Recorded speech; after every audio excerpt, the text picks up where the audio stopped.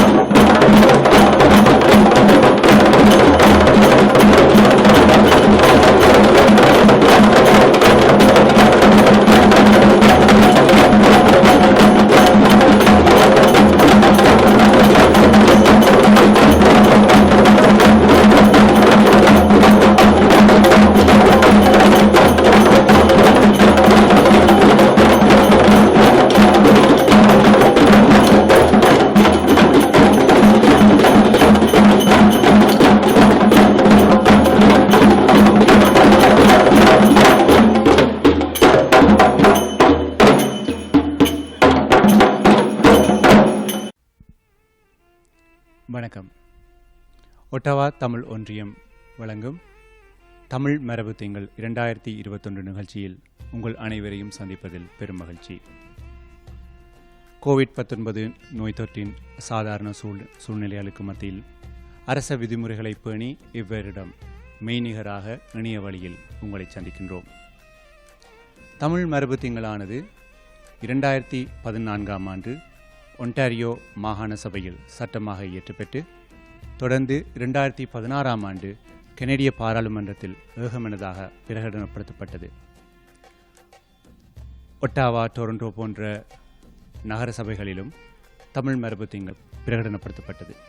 இச்சந்தர்ப்பத்தை பயன்படுத்தி தைப்பொங்கலுடன் கூடிய இத்தை மாதத்தில் தமிழர்தம் மொழி, கலை, பண்பாட்டு விழுமியங்களை இதர சமூகங்களுக்கும் அனைத்துலகுக்கும் பறைசாற்றும் முகமாக தமிழ் மரபு திங்கள் விழாக்கள் இடம்பெற்று வருகின்றன. அத்தோடு நமது தாயகத்தில் இடம்பெற்ற ஸ்ரீலங்காவின் இன அழிப்பினை மற்றைய சமூகத்திற்கும் உலகிற்கும் கொண்டு செல்ல வேண்டிய தார்மீக பொறுப்பும் கடமையும் நமக்குள்ளது. ஒட்டாவா தமிழ் ஒன்றியமானது 2017 ஆண்டிலிருந்து மனித உரிமை, கலை, பண்பாட்டினை மையமாக கொண்டு தமிழ் மரபு திங்கள் நிகழ்வுகளை நடாத்தி வருகின்றனர். தொடர்ந்து இந்நிகழ்ச்சியினை தொடர்ந்து வழங்குவதற்காக அர்ச்சனா சண்முகதாசன் மற்றும் சுபாங்கி வேல்மஹிபன் அவர்களை அழைக்கின்றேன். Hello everyone, my name is Subanki Vilmahiben and it is a pleasure to be your English MC for this event. We welcome you to the 2021 Tamil Heritage Month Gala and hope you have a fabulous event. As of 2016, January became known as Tamil Heritage Month in Canada. Canada is home to one of the largest Tamil diasporas. We recognize this month as a time to celebrate the contributions and learn the stories of Tamil Canadians. During the month of January, Tamil people worldwide celebrate the harvest festival, Thai-Pongal. It is a 3-day festival celebrated in the winter solstice. Bienvenue à tous. Je m'appelle Archana Shanmugadasan et je suis votre maître de cérémonie française avec Subangi Velmahiben et Jana Sivaraja. Nous vous invitons au mois de patrimoine tamil d'Ottawa de 2021. En raison du virus mondial sans précédent, le gala du mois de patrimoine tamil de cette année aura lieu virtuellement. Mais nous espérons que vous aimeriez ce événement. Depuis 2016, janvier a été proclamé le mois de patrimoine tamil du Canada. Le Canada abrite l'une des plus grandes diasporas tamil. Nous soulignons ce mois comme une occasion de célébrer les contributions et d'apprendre les histoires canadiennes d'origine tamil. Au cours du mois de janvier, les Tamils du monde entier célèbrent la fête de la récolte, Thai-Pongal.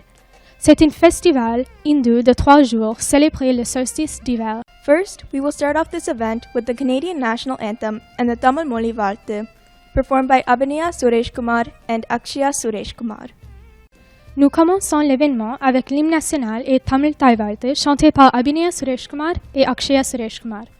Oh Canada, our home and native land, true patriot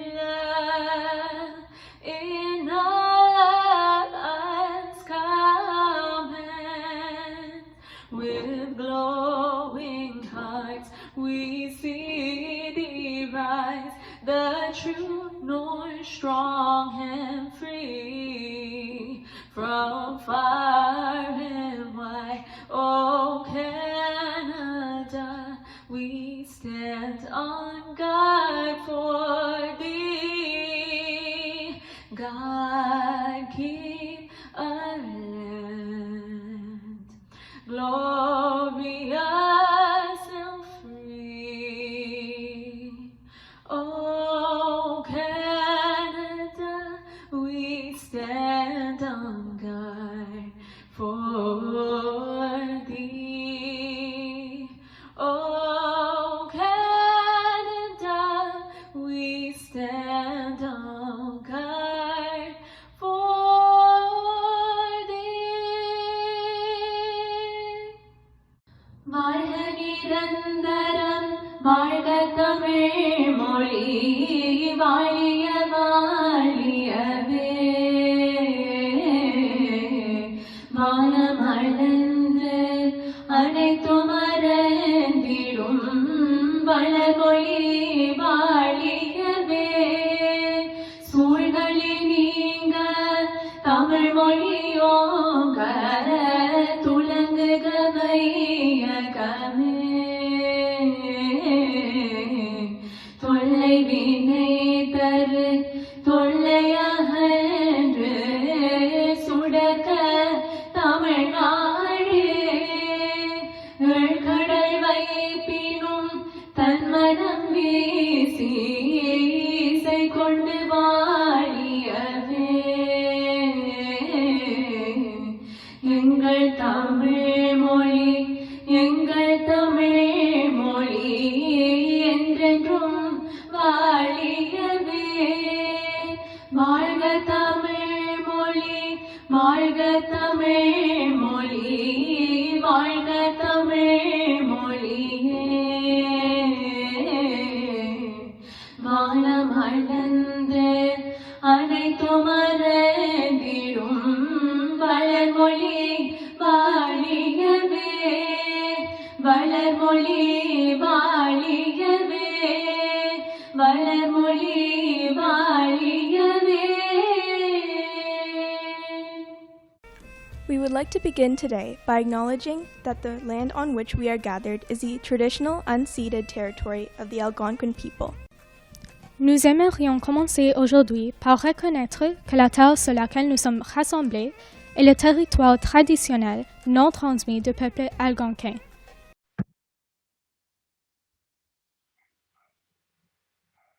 Hello, it's Karen Lawford. Thank you for the invitation to offer a land acknowledgement and greetings in this celebration of Tamil Heritage Month for 2021. Greetings from Haudenosaunee and Anishinaabe territories. I am speaking with you as one Indigenous person to another. With purpose and intention, I acknowledge Tamil peoples as Indigenous peoples, and I welcome you to my homelands. I am very thankful to be a guest on Haudenosaunee and Anishinaabe territories. My people are from Northern Ontario, so like you, I am a guest on Haudenosaunee and Algonquin territories. Regardless of our location in Canada, the land we are on has been and always will be the land of Indigenous peoples. As a guest, I am honored to be able to share in the generosity of the land and the generosity of my peoples. I walk with care on the land that my extended family and kin share with us. I acknowledge my responsibility to care for the land and waters for all of our children and their children's children. I ask that you too take on that responsibility so that our children and our grandchildren have a place to call home for 7 generations. I am thankful for the food we share and acknowledge the animals and plants that have selflessly given their lives for our sustenance during the various ceremonies and meals shared that honor Tamil Heritage Month. I am thankful for the love and caring that I've witnessed throughout the year, whether in person or through the technologies that allow us to meet in the virtual world. I hope our families have all had the opportunity to show unconditional love to each other. Certainly, we are collectively bearing witness to a time of substantial change, and I have no doubt Tamil people, culture, music, and dance are part of the healing we so desperately need. We need to love in this world when we encounter racism, marginalizations, and white supremacy that have been primarily led by the former President of the United States. As Indigenous people, we have experienced genocide, hatred, and ignorance, but love gives us hope and courage to be true to ourselves and to live in our future with hope and determination. It is our inherent right to live as Indigenous peoples, and these precious rights are our lifeblood, which are set out in the highest laws to protect our people. These inherent laws have existed for millennia and maintain proper balance in the world. Our inherent laws recognize the place of all genders and sexualities. They guide us to make decisions for 7 generations. It is from these laws that my rights as an Indigenous woman flow, as do the rights of the land, the water, animals, and all of creation. I understand and can rationalize why we are not able to meet in person this year. However, I look forward to a future time when we can meet in person and share an evening together. My family very much appreciates and enjoys spending time with you, and each time we meet, new friendships are formed. I wish each one of you a wonderful, prosperous, and healthy year, and I hope you are all taking good care. Thank you again for your generous invitation to offer thanks during Tamil Heritage Month. With all my heart, Ketchimikwach.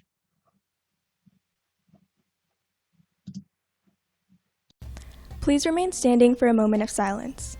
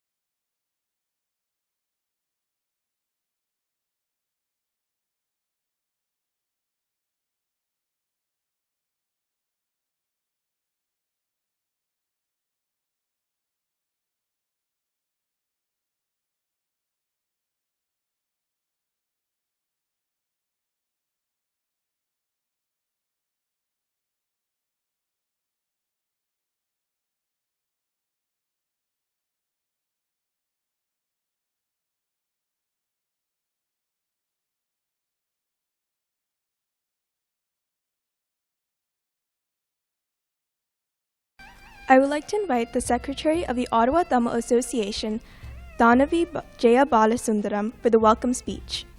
The Ottawa Tamil Association is a not-for-profit organization made up of volunteers that strive to engage and better the community.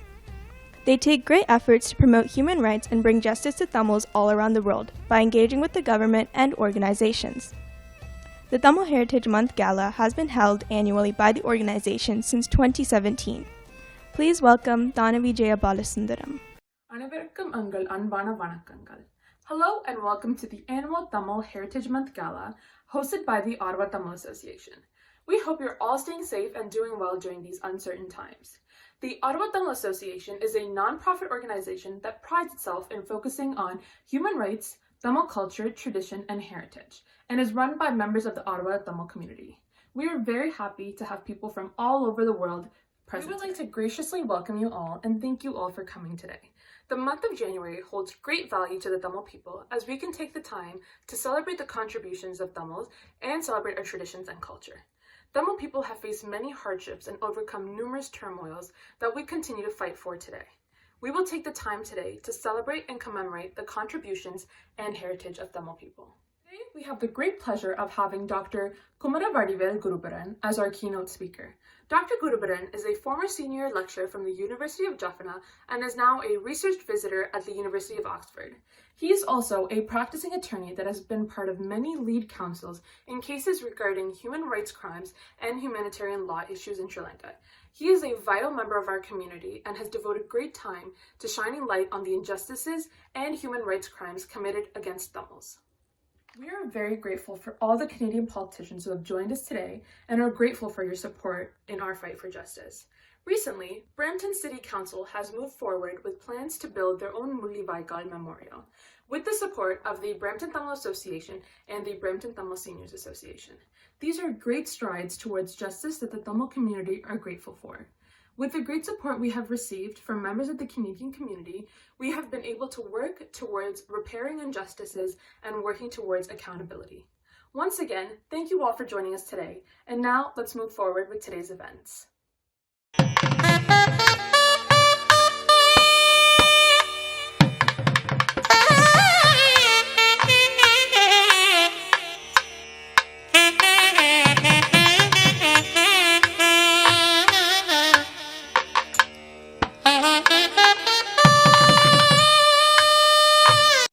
Next, we will have the welcome dance performed by Kumari Niveda Ramalingam, director of the Bharadalaya Dance Academy.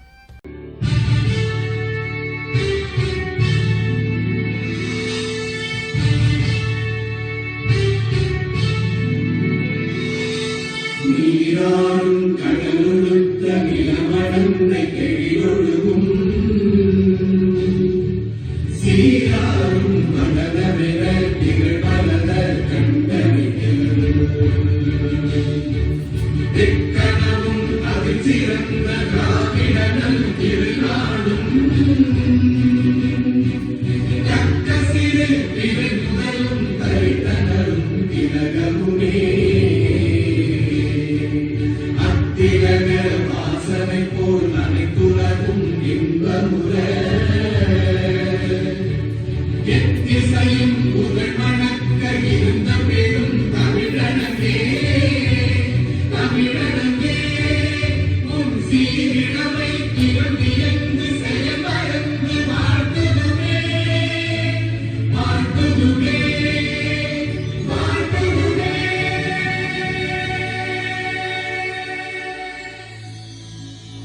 தோன்றி நம் தோன்றா காலத்தை வாழுட முன் தோன்றி மூத்த குடி எங்கள் தமிழ் குடி வாழ்க.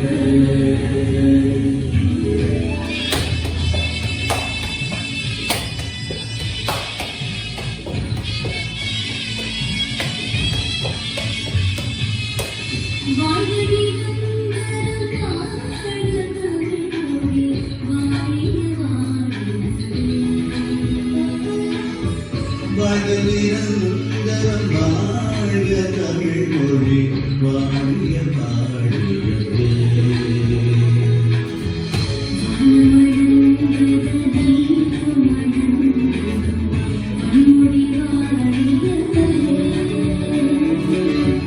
தேவடங்கை தேடும் தன்மணம் வீசி இசை கொண்டு வாழியவே.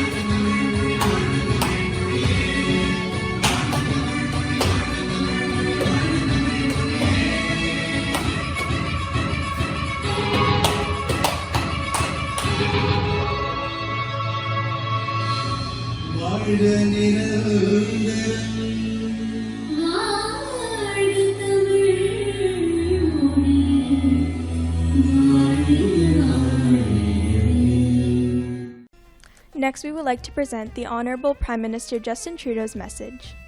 Prochainement, nous voulions présenter le message de l'honorable Premier ministre Justin Trudeau. Vanakkam, Inya Pongal Vatukal. Now, the last time I joined folks to celebrate Thai Pongal, it was in Markham with many of you. And I remember, as I'm sure you do too, the energy in that room. It was clear then, as it is tonight, that diversity is Canada's strength. Of course, our Thai Pongal celebration is a little different this year. But even if we can't be together in person, we're still able to honor the values at the heart of this special day. Values like peace and the importance of community. As we mark the end of the harvest season, we have a chance to recognize the outstanding contributions of Tamil Canadians to our country and our communities. After all, January is Tamil Heritage Month, and Gary, we have you to thank for that. Tamil Canadians have made our country stronger and our neighborhoods more vibrant. And through this really tough pandemic, this community has once again stepped up to the plate. Tonight, I want to give a big shout out to the many Tamil Canadians who are working day in and day out to keep us safe, as we saw in that wonderful video. To the frontline and essential workers on the call tonight, and to everyone else who can't join us because they're on the job as we speak, we're getting through this pandemic because of you. Thank you. You are our everyday heroes. I know things are really challenging right now. This virus is changing everyone's lives, but it's hitting some neighborhoods and communities especially hard. Maybe you're worried about getting the virus on the job, especially if you don't have paid sick leave. Every time you walk out the door to go to work, know that your government has your back. If you're sick or need to self-isolate because of COVID-19, we've set up the Canada Recovery Sickness Benefit. We will be there for you, whatever it takes, as long as this crisis lasts. My friends, in tough times like these, we need to support each other. I know this community gets that. Look no further than the countless examples of people stepping up by donating vital PPE to frontline workers or delivering groceries to seniors. You are showing us the way forward. You are giving us hope for the better days that are still to come. Speaking of hope, I'm sure many of you have been celebrating as history was made when Vice President Kamala Harris was sworn into office just yesterday. I know her chitties are proud of everything she's accomplished. To the young girls who dream of serving their communities, to the young Tamil women who fight to make the world a better place, Vice President Harris is an inspiration and a reminder that everyone's voice belongs in politics and that we are so much stronger together. In the world we face, that has never been more important. This year, we have a lot of work ahead of us, but friends, there's reason for hope. We'll beat COVID-19, we'll rebuild, and we'll lay the foundations for a better world. To do that, we must reflect on and honor the past. For this community, that includes remembering those who were lost during the armed conflict in Sri Lanka. I know the destruction of the Mulivaikul Memorial at the University of Jaffna hit hard for many Tamil Canadians. We've heard that the monument will be rebuilt. That's encouraging news because peace in Sri Lanka cannot be achieved without accountability. Canada remains committed to seeking reconciliation and accountability in Sri Lanka. We will continue to work with our partners in the core group of the UN Human Rights Council to help achieve lasting peace and stability. Mes chers amis, une nouvelle année remplie de nombreux défis nous attend. Ce ne sera pas toujours facile, mais il y a de l'espoir à l'horizon. Les vaccins sont arrivés et d'ici septembre, on aura assez de doses pour vacciner tous les Canadiens qui voudront se faire vacciner. D'ici là, on doit tenir le coup et continuer de travailler ensemble pour se protéger les uns les autres. Chaque effort compte. Alors, restez chez vous, lavez-vous les mains et portez un masque. Gardez 2 mètres de distance, téléchargez l'application gratuite Alerte COVID. Vaccines are here, and by September, we'll have enough doses for every Canadian who wants it. Until then, let's keep each other safe by staying at home, washing our hands, wearing a mask, and downloading the COVID Alert app. Together, we will get through this. Merci. Nandri Vanakam. Friends, I want to extend my best wishes to everyone at the Thai Pongal and Heritage Month celebration. Thai Pongal is a time to give thanks and to welcome in the new year. May this year bring peace and prosperity to you and your families. Despite the festival being virtual, I hope that your celebrations are filled with joy and happiness as you celebrate the Tamil community's achievements. I hope everyone has a wonderful celebration. Thank you and God bless. We would now like to present the Honorable Mayor Jim Watson's Tamil Heritage Month message. Ensuite, nous aimerions inviter Jim Watson, maire d'Ottawa. Hi, I'm Jim Watson, Mayor of the City of Ottawa, and it's my distinct pleasure on behalf of my colleagues on Council and the City of Ottawa to extend warmest greetings to the members of the Ottawa Tamil community in celebration of the Pongal Festival and Tamil Heritage Month. The Pongal Festival and Tamil Heritage Month are a testament to the country's important contributions to our city's vibrant cultural mosaic. Although we cannot get together in person to celebrate this important time, I'm pleased to once again have the opportunity to proclaim January 2021 as Tamil Heritage Month in the City of Ottawa. Wishing you all a safe and happy month and a blessed 2021. Thank you very much. Merci beaucoup. அடுத்து நமது பிரதான பேச்சாளர் பேராசிரியர் குருபரன் குமாரவடிவேல் அவர்கள். இவர் யாழ் பல்கலைக்கழகத்தின் சட்டபீடத்தின் தலைவராக கடமையாற்றியதோடு தாயகத்தில் அடக்குமுறைகளுக்கு மத்தியிலும் மனித உரிமை மற்றும் மக்களுக்கான பல்வேறு வழக்குகளில் வழக்கறிஞராக பங்கு பெற்றி வெற்றி கண்டவர். இவர் தற்போது பிரித்தானியாவில் உள்ள ஆக்ஸ்போர்ட் பல்கலைக்கழகத்தின் பேராசிரியராக கடமையாற்றிக் கொண்டிருக்கின்றார். Our keynote speaker will be Dr. Kuruparan Kumaravadivel. Dr. Kumaravadivel served as an academic attached to the Department of Law, University of Jaffna, Sri Lanka, between 2010 and 2020, serving as a senior lecturer at the time of resignation. He served as the head of department between January 2017 and November 2019. He is also a practicing attorney and has appeared as lead counsel in a number of cases relating to post-war human rights and humanization law issues in northern Sri Lanka, including cases relating to the right of memory and remembrance in the post-war context, the rights of families of the disappeared, and the post-war land issues. He is a co-founder of the Tamil Civil Society Forum and the founder chair of the Adiyalam Center for Policy Research based in Jaffna, Sri Lanka. He holds an LLB honors from the University of Colombo, a BCL from the Balliol College, University of Oxford, and a PhD from the University College London in Public International Law and Comparative Constitutional Law. He was awarded the Chevening Scholarship in 2010 and the Commonwealth Scholarship in 2013. Dr. Kumaravadivel is at the Bonebearer Institute at Research Visitor as part of the Oak Foundation funded project on civil liability of human rights violations. Notre conférencier principal ce soir sera professeur Guruparan Kumaravadivel. Il a travaillé au département de droit à l'Université de Jaffna au Sri Lanka entre 2010 à 2020. Il est aussi avocat praticien et a plaidé comme avocat principal dans un certain nombre d'affaires relatives aux droits de la personne et aux droits humanitaires dans le nord de Sri Lanka après la guerre.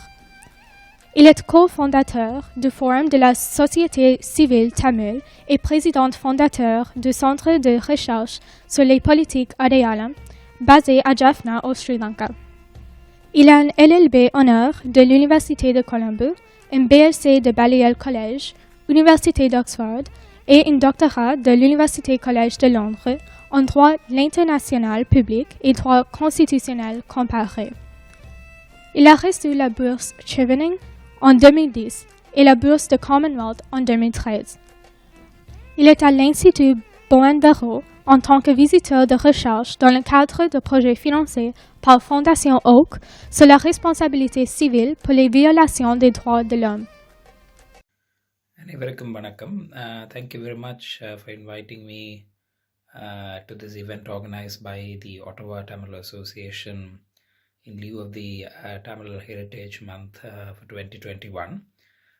It's been a difficult year 2020 for a variety of reasons all around the world, particularly COVID-19, but also for Tamils, particularly in the homeland, as they experience the onslaught of a very oppressive regime. So let's hope and persevere and feel resilient to be able to face the challenges in this new year, and hopefully, as the saying goes, Thai Parandal Valipurakam. In this very short address, I want to focus on two things primarily. One, an understanding of the current status quo, and two, the ways forward in terms of what kind of thinking and what kind of approach I believe would be needed for us to be able to think of a trajectory of a future that in which we can exist as a people on the homeland. So let me start with the question of the status quo. I think we are in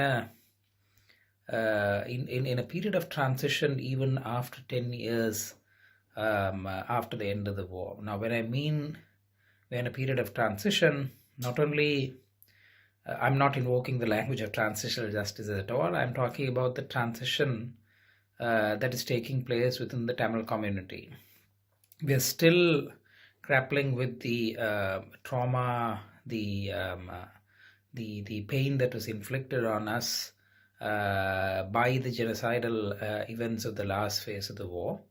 The genocide is, of course, continuing in other forms and means even post-war. But we are also unable to comprehensively understand and grasp a future ahead in terms of what needs to be done both as a political community as well as a social community. In that, we are still trying to find our sort of way through in terms of how to deal with the post-war scenario in the backdrop of the fact that an organization that had given leadership to the Tamil polity for 30 long years, for at least 2 decades, disappeared from our midst, or was made to disappear from our midst in 2009. So I think this period of transition cannot go on for longer. In that, the Tamil community needs to have a proper rethought about its own goals, about its own politics, about the way we construct society, the way in which we think through these things, so that we can forge a future ahead for our people on the homeland. Now, why I say we are in a period of transition is because there hasn't been enough political thinking, there hasn't been enough social thinking around how we get to the larger aims of the Tamil polity. What type of strategies, what type of approaches, what type of ideological shifts, if necessary, are required in the post-war scenario. I think in the aftermath of a catastrophe like May 2009, it was essential that we bring our minds together to be able to understand not only understand the calamity that had befell the Tamil people, but also to think through these issues collectively and from a bigger picture. And I think that conversation hasn't taken place. That might be because we are still lingering from the pain that has been inflicted on us and the pain that is being continuously inflicted on us. But it is time that we do that. And I think that sort of conversation is something that we must invest in for our own future. And that is something that the homeland must lead on, but something that the diaspora can contribute to. And I think most of the time what we find is that this conversation is affected largely by groupism within the Tamil political community, by very divisive, very short-term approaches of what I would call, identifying people only by camps, by groups, by parties, so this is not just a call for unity. I'm not calling for unity in that sort of, very simplistic sense. What I'm calling for is for everyone, whatever grouping, whatever ideological background that we come for, to understand the need for sort of a broader approach to broader thinking, a larger sort of big picture sort of understanding of the situation. I think that is very necessary. In the present context, if you, everyone knows what this particular regime is capable of. I, of course, think that the current regime is a continuation of the singular Buddhist nationalist governments of the past. It's not a variant. It's not a deviant. What the Rajapakshas are today espousing in terms of singular Buddhist nationalism, the foundations of which was led by Nagarika Dharmapala, followed through by many leaders, S.W.R.D. Bandanayaka, the UNP, J.R. Jayawardena, Chandrika Bandanayaka, Kumarthame included, and I would even say Ranil Wickramasinghe. So you just have different mutations probably, or different gradings of how severe and how deep the hegemony is that emanates from singular Buddhist nationalism, but it's a continuation. But what this government, where this particular regime stands out, is in the fact that they are a little more bolder about their singular Buddhist nationalism. They are currently, particularly given that they are not unable, that they found out in the last 1 year that they are unable to deal with the economic hardships of the singular people, how to alleviate the economic hardship of the singular people. They again resorting to what ethno-nationalism does best, is to appeal to the sentiments of the singular Buddhist nationalists, and for that they are constructing a new enemy in terms of the Muslims, but also whenever necessary beating up the old enemy, which is the Tamils. So that sort of approach is going to continue.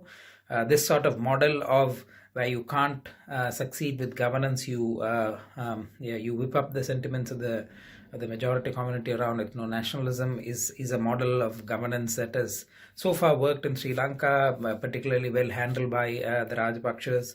So we will see that mostly. I mean, despite the technocratic sort of, posturing that is put out by the current government, by Gotabaya Rajapaksa, that he's there to bring in development and that he'll bring in expertise and so on and so forth. We know that that is not working. We know that the economy is crumbling.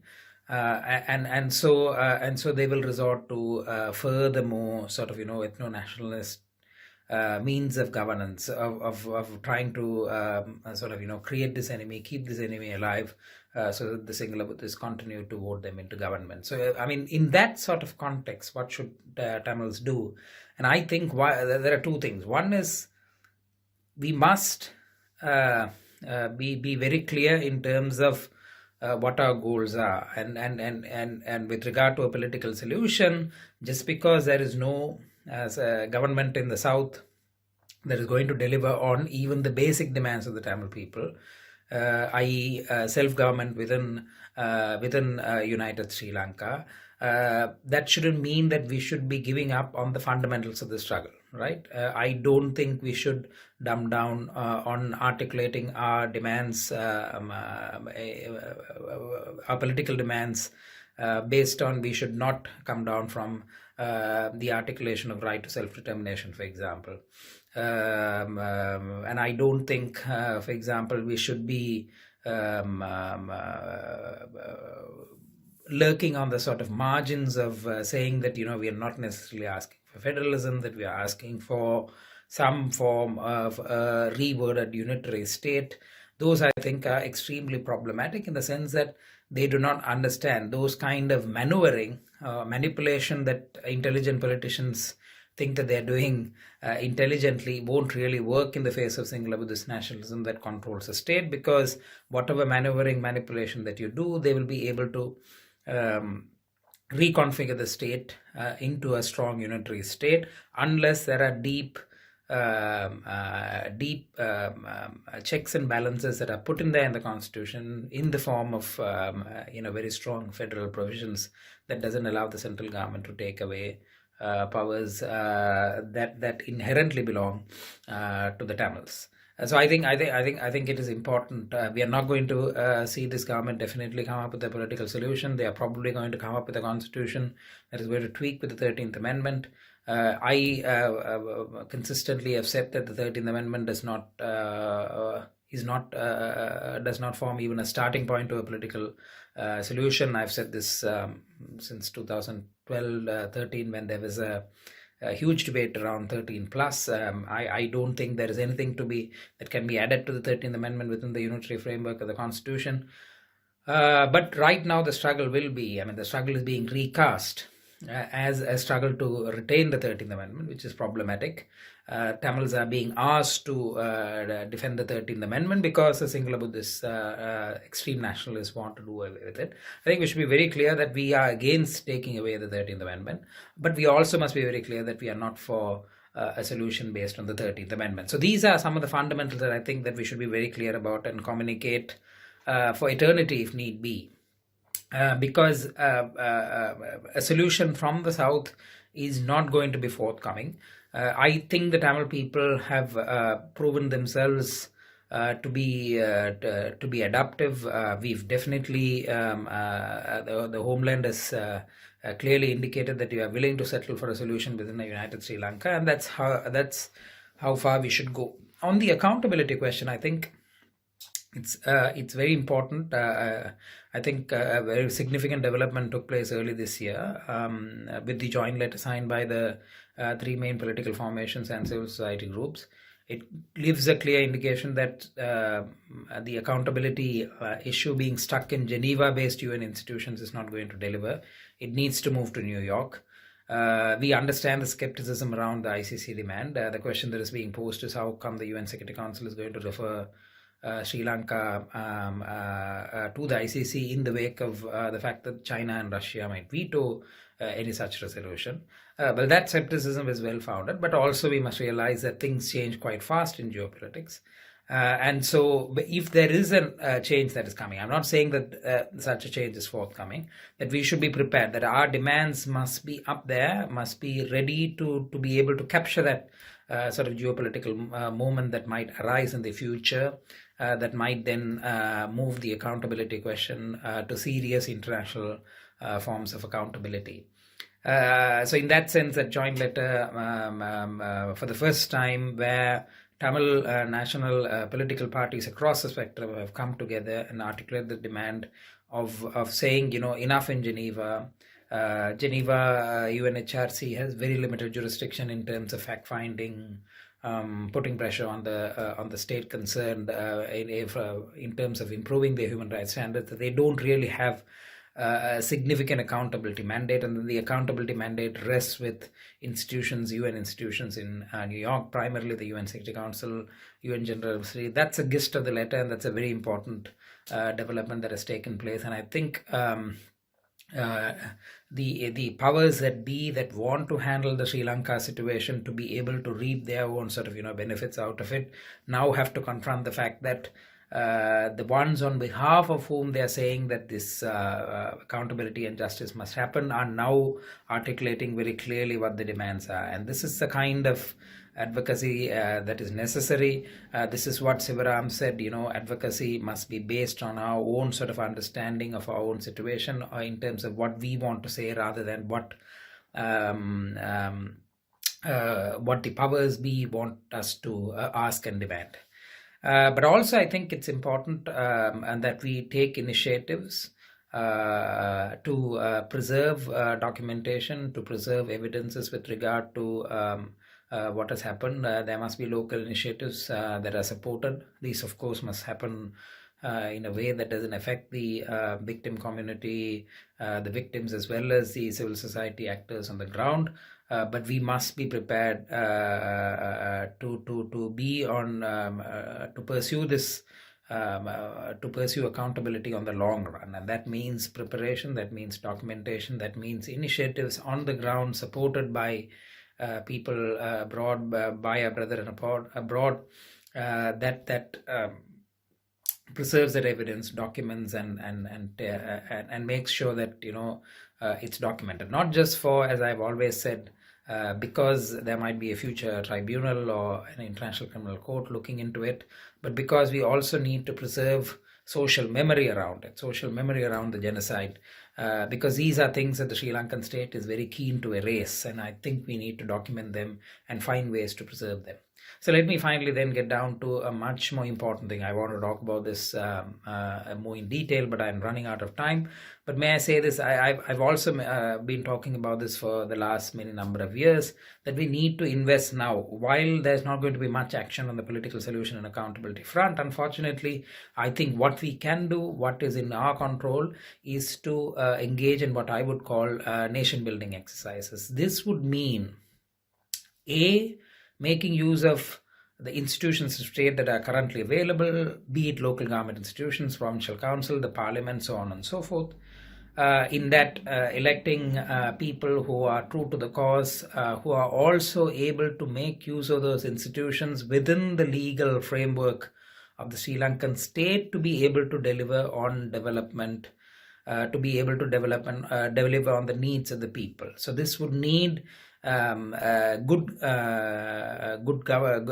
governors on our part, people who are able to make use of the current system to the maximum extent possible, be it within the provincial council or within the local government bodies, to be able to deliver on services so that we build back the nation, so that it's strong to be able to put forward more strongly its political demands and demands for justice.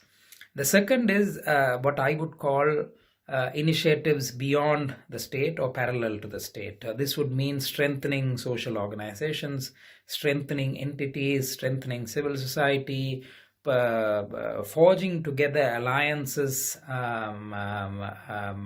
creating institutions that actually end up taking the leadership over these issues.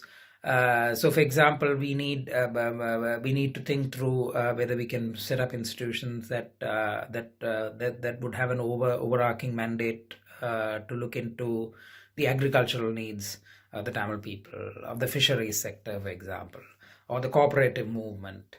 So we need to think through on building up, like there was during the de facto state run by the LTTE, institutions of state, but in the non-state sphere, run by Tamils, governed by Tamils, in the non-state sphere, that actually decide on and give direction to the development needs of our people in the future. Next, we would like to welcome Dr. Krishna Gopi Jayakaran, a family physician based in Ottawa, to deliver a message regarding the unprecedented global pandemic. வணக்கம், அனைவருக்கும் தமிழ் மரபுத்திங்கள் வாழ்த்துக்கள். உங்களுடன் சேர்ந்து தமிழ் மரபுத்திங்களை கொண்டாடுவதில் நானும் பெருமை அடைகின்றேன். இந்த Covid காலத்தில் ஒட்டவா பப்ளிக் ஹெல்த்தின் அறிவுரைகளையும் லாக்டவுன் விதிமுறைகளையும் பின்பற்றி பாதுகாப்பாக இருப்போம். இந்த இக்கட்டான காலத்தில் சோர்வடையாமல் உடல் அளவிலும் மனதளவிலும் உற்சாகமாகவும் ஆரோக்கியமாகவும் இருப்போம். Please stay home and stay safe. நன்றி. We are fortunate enough to have the Minnal music group perform a piece by the name of Pongalo Pongal, describing the festivities of Pongal. Please join me in welcoming the Minnal music group. தலவாழையர மேல பொங்கல் படையடி, கலையான பெருநாளில் தடைகள் உடையடி, வரமான பண்பாட்டை நாளும் வசமாக்கடி, இனமான வாழ்வுதனை நீ உரமாக்கடி.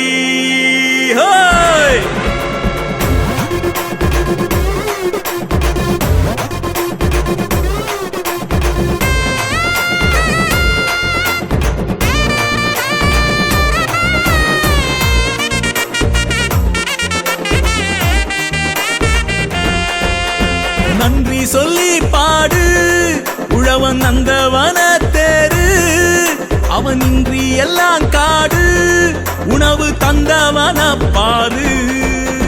தங்க தமிழ திருநாள் எங்க உயிர் பெருநாள், பொங்கலிடும் ஒரு நாள் எங்கும் இன்பம் வருநாள். தங்க தமிழ திருநாள் எங்க உயிர் பெருநாள், பொங்கலிடும் ஒரு நாள் எங்கும் இன்பம் வருநாள். சங்கத்தமிழ் அழகாள் சந்தம் கொள்வாள் விழியாள், செங்கரும்பு இனிப்பாள் சிந்தை மெல்வாள் மொழியாள். நன்றி சொல்லி பாடு உழவன் நந்தவன தேரு, அவன் இன்றி எல்லாம் காடு, உணவு தந்தவன பாரு.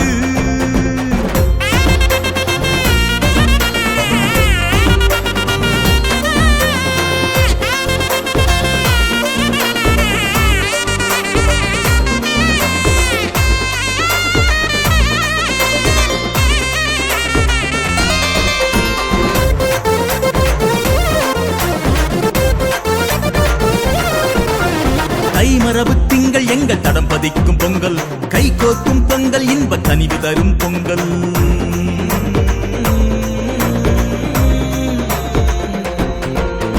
கை மரபு திங்கள் எங்கள் தடம் பதிக்கும் பொங்கல், கை கோக்கும் பொங்கல், இன்ப கனிவு தரும் பொங்கல். சலங்க மாட்டு சத்தா நித்தா செவியில் வந்து வீழும், சந்தனத்து வாசம் வீசும் காத்து நாளும் ஆளும். வீரான பண்பாடு பாரெங்கும் ஓங்கும், தமிழ் பேராலும் கன்னடாவில் வீச்சாகி தாங்கும். வேறான பண்பாடு பாரெங்கும் ஓங்கும், தமிழ் பேராலும் கனடாவில் வீச்சாகி தாங்கும்.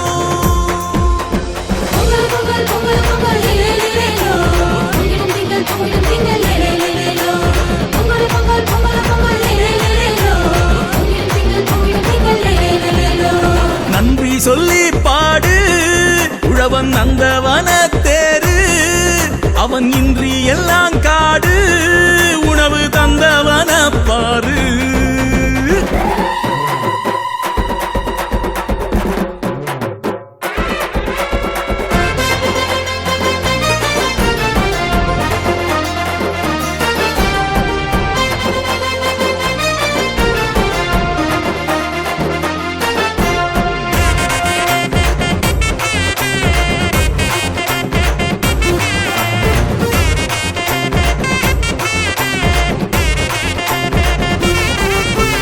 எழுவான் திசையோரமெம் கதிரவனின் வரவு அழுவார் விழியோரம் அவனேயம் விடிவு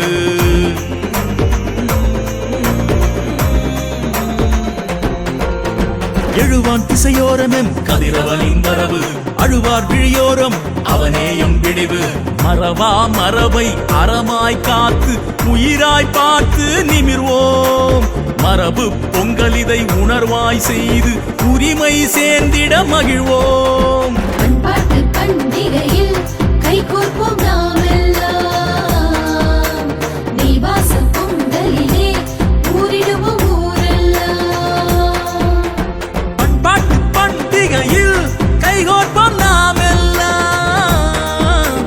நெய்வாச பொங்கலிலே ஊரிடுவோம் ஊரெல்லாம்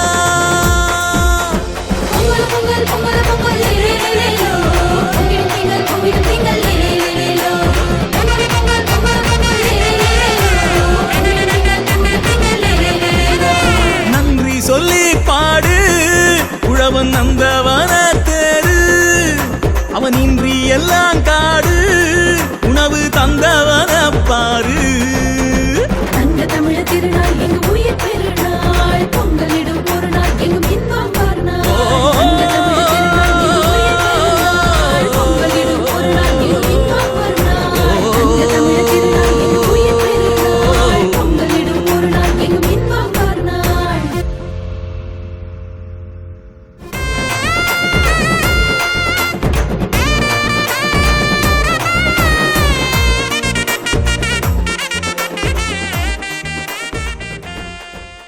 Next, we will have a message from Mr. Wahisan Madhyaparnam, Financial Services Administrator from the Canadian Armed Forces National Defence.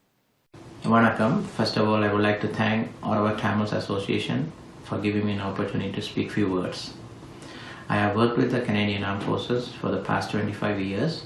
I am very passionate to serve this great country with a uniform. As a Tamil Canadian, I am very proud because Canada gave us many opportunities to show our passion and strength. I want to encourage our younger generation to be part of the military to serve our country. I wish you a happy Tamil Heritage Month. Nandri Vanakkam. Vanakkam. On behalf of all New Democrats, I want to wish the entire Tamil community a very happy Tamil Heritage Month. This month also marks a very important celebration for the Tamil community, Thai Pongal. This year more than ever, it is important to celebrate Tamil culture, language, and heritage, given the recent events at Jaffna University, where a memorial that commemorates the Tamil lives lost in Mullawaikal was demolished. The structural genocide faced by the Tamil community is ongoing, but I want to take a moment to reflect on and acknowledge the incredible resilience of the Tamil community. You continue to rise above the challenges. So once again, on behalf of all New Democrats, I want to wish you a very happy Tamil Heritage Month. Vanakkam, Nandri. It is the Ottawa Tamil Association's 6th annual fundraiser for Ulam Tamils. Many Tamils were greatly affected by the Sri Lankan genocide against Tamils, and Tamils even today continue to face many hardship. Every year, OTA's fall fundraiser supports important humanitarian projects which provide support for disabled persons and their families and underprivileged children's education. We would like to graciously thank you all for your generous donations in the previous years. OTA's 2020-2021 fall fundraiser has brought together $1,350, which will be donated to Sendil Kumaran's relief agency called Nivaranam, a registered nonprofit in Canada. Sendil Kumaran's relief agency will use these funds to provide livelihood assistance with a great focus on women-led families in the Eastern Province. Next, we have a message from MP Anita Vandenbeld, a member of the Liberal Party elected to represent the West Nepean riding. Ensuite, nous aimerions inviter Anita Vandenbeld, députée d'Ottawa-West Nepean, secrétaire parlementaire du ministre de la Défense nationale. Vanakkam. I'm Anita Vandenbelt, Member of Parliament for Ottawa West Nepean, and it's my pleasure this evening to bring greetings to the Ottawa Tamil Association on the occasion of Tamil Heritage Month. It's a little bit different this year. We have to meet virtually, unlike previous years where I was able to join you in the Gala dinner whether it was to light the Kuthu Villaku or to watch the wonderful cultural and dance performances, to meet with friends and community, and to discuss really important issues like human rights. This year, we have to do that virtually. So I do wish all of you a very wonderful Tamil Heritage Month. And I was very proud to have been one of the members of Parliament 5 years ago who voted to establish January as Tamil Heritage Month. I wish you well, and thank you very much. Nandri.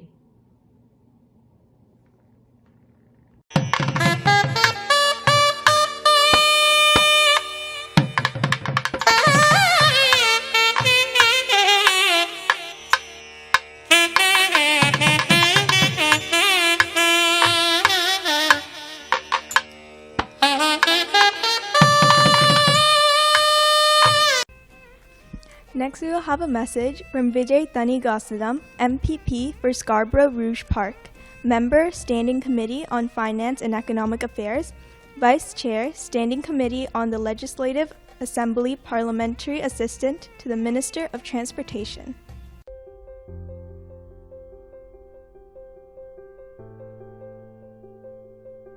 வணக்கம். யாதும் ஊரே யாவரும் கேளிர் என்பது சங்க இலக்கியத்தில் இடம்பெற்றுள்ள புகழ்பெற்ற ஒரு பாடலின் வரி.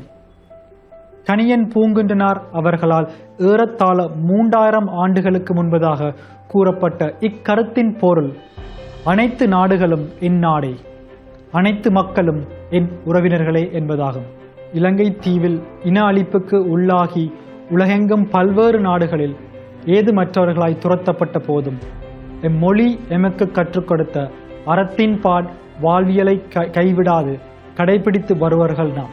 உலகில் எந்த நாட்டில் நாம் வாழ்ந்தாலும் அதை எமது சொந்த நாடாக ஏற்று அங்கு வாழும் மக்களை எமது உறவினராக ஏற்று வணிகம், சமூகம், அரசியல் போன்ற துறைகளில் நாம் இன்று அடைந்துள்ள இம்முன்னேற்றத்துக்கு அடிப்படையானது தொடர்ச்சியாக நாம் கைக்கொண்டு வரும் எம் வாழ்வியல் முறையே ஆகும். உலகில் இன்றும் நிலைத்து வாழும் ஓரிரு பழமையான செம்மொழிகளில் தமிழும் ஒன்று.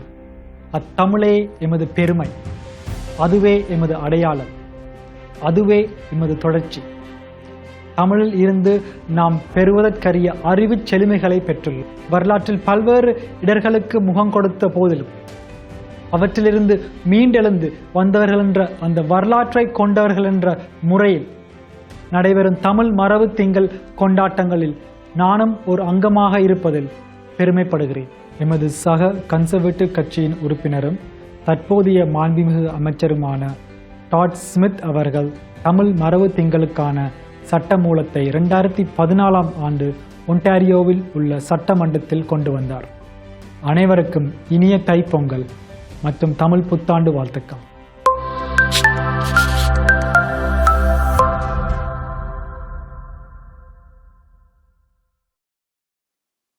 Hi, I'm Lisa McLeod, Ontario's Minister for Heritage, Sport, Tourism and Culture Industries. I'm also the proud Ottawa-based member for Nepean and formerly Nepean Carleton. I'm excited today. I'm joined by a good friend and colleague of mine from the legislature, Vijay Thangasalam, who has joined us in 2018 to the Ontario legislature and who is the sponsor of Tamil Genocide Education Month. Now, it is Tamil Heritage Month here in the province of Ontario, and that piece of legislation actually falls under my ministry. So I couldn't be more delighted than to be here today at the Tamil Heritage Gala to wish you all a happy Thai Pongal and encourage you all to have a great, safe evening as we do all of our events virtually right now as we are dealing with COVID-19. But before I conclude my remarks, I wanted to pass it over to Vijay, who we're very proud of at the Ontario Legislature. He's the parliamentary assistant to the Minister of Transportation, and he is a strong progressive conservative in our caucus and has done great work for the people of Scarborough. So Vijay, take it away. Thank you, Minister McLeod. Thank you for your leadership and support in all the projects that we are doing in Ontario, especially when I got elected as one of the young Minister, you mentored me and gave me the good guidance. So thank you. I always appreciate your guidance on that, Minister. I want to wish all the Tamil community members in Nepean, Ottawa, and across Ontario happy Thai Pongal, happy Tamil New Year, and happy Tamil Heritage Month. Minister, thank you for sharing the interesting fact that you shared with me in the month of January, Tamil Heritage Month. In 1923, the late Georgian resident named as Inge Va, which means in Tamil, come here. So even in heritage agency that Minister you govern, there are a lot of archaeology evidence that there's diversity in Ontario and Canada. I started very long ago. So thank you so much for taking care of all the ministries that you take care from tourism, sports, heritage, and cultural industry. I just want to wish the Tamil community in Ottawa in Tamil as well. அனைவருக்கும் இனிய தை பொங்கல் மற்றும் தமிழ் புத்தாண்டு வாழ்த்துக்கள். I really appreciate this opportunity. Wish you all the best wishes for Pongal along with our minister, Lisa MacLeod. And thank you very much, Vijay. And folks, the Ontario Heritage Trust, which is part of this ministry, did talk about that beautiful building that was named in Tamil. And I've often said that Ontario is the world in one province. You can travel the world in Ottawa and Toronto and many of our other big cities across this great province and see amazing diasporas, just like the Tamil community from Sri Lanka and, of course, from India. So again, happy Thai Pongal. And thank you all so much for this kind invitation. And I hope you're as proud of VJ as I am. Thank you. Thank you. Next, we have a message from MP Chandra Arya, a member of the Liberal Party elected to represent the Nepean area. Ensuite, nous aimerions inviter Chandra Arya, député de Nepean. Hello, I'm Chandra Arya, Member of Parliament for Nepean. It's an honor and privilege to participate in the Tamil Heritage Month celebration today. I thank Ottawa Tamil Association for organizing this event again like several previous years. I recognize and thank the volunteer team led by Ottawa Tamil Association President Siva Ramachandran. This is an occasion not only to celebrate the long, rich history, culture, and heritage of Tamils, but also is an occasion to recognize the contributions of Tamil Canadians to the socio-economic development of our country. Tamil Canadians have come to our wonderful country from Sri Lanka, India, and many other countries from across the world and added to our rich multicultural fabric. While this year has been challenging to all of us due to pandemic, our country has pulled together due to the great cooperation of all Canadians. This is also a great year, especially for me as a person of South Indian origin, to see another person of South Indian origin of Tamil heritage, Kamala Harris, become the Vice President of the United States. She has made us all proud and has set a high bar for our next generation. Once again, thank you all for being part of this celebration. Thanks. Next, we have a message from Gary Anandasangari, MP for Scarborough Rouge Park, and Parliamentary Secretary to the Crown Indigenous Minister. Ensuite, nous aimerions inviter Gary Anandasangari, député de Scarborough Rouge Park, secrétaire parlementaire de la ministre des Relations couronnes autochtones. Elorakum Vanakkam. Good evening, everyone. I want to first of all welcome you all to the Ottawa Tamil Association's Tamil Heritage Month celebration. This is usually an annual event where it takes place in Ottawa on the last day of the month of January to celebrate Tamil Heritage Month. So for all of you who are joining, I just want to say congratulations on this. This is a very difficult year for everyone. And just about a week and a half ago, the Prime Minister was able to meet with many Tamil frontline and essential workers to thank them personally for their contribution to the COVID-19 pandemic, the fight that we have against the COVID-19 pandemic. It was a very moving and touching experience, and I want to again reiterate our gratefulness for their enormous contribution to Canada and to fighting the pandemic over the past 10 and a half months. Without them, we wouldn't be able to get through. But one thing I can assure you is that as we get closer to the spring, we know that relief is on the way. The vaccines are coming, and we will be able to celebrate in person in the years to come. But in the meantime, please be safe. On a final note, I just want to reiterate that Canada will continue to advocate for accountability in Sri Lanka. The Prime Minister has stated that. He has also spoken up very recently about the destruction of the Jaffna Mullivaikkal Memorial destruction that took place on January the 8th. And we will continue as a country to voice our concerns both bilaterally, multilaterally, through the UN Human Rights Council, as well as other international forums. I look forward to seeing you in person next year. Iniya Thai-Pongal Walthakal. Happy Tamil Heritage Month. Next, we will have a message from John Fraser, MPP for Ottawa South. Hello, bonjour. I'm John Fraser, the MPP for Ottawa South, and I want to thank the Ottawa Tamil Association for inviting me to bring greetings to this annual celebration of Tamil Heritage Month. I'm very lucky to represent a community where families from more than 125 different countries, speaking more than 90 languages, have chosen to call home. We live together, we work together, our children go to school and play together, and today we celebrate together. Tamil Heritage Month is an important time to share and celebrate the deep culture, traditions, and the accomplishments of Ontario's Tamil community. I wish for everyone today a wonderful celebration, and I look forward to a time when we can come together again in person and celebrate Tamil Heritage Month. Thank you. Merci. I'd like to wish Thai Pongal and Tamil Heritage Month to everyone celebrating at the Ottawa Tamil Association Thai Pongal celebration. I want to thank my friends at the Ottawa Tamil Association for organizing this Thai Pongal event and for the invitation.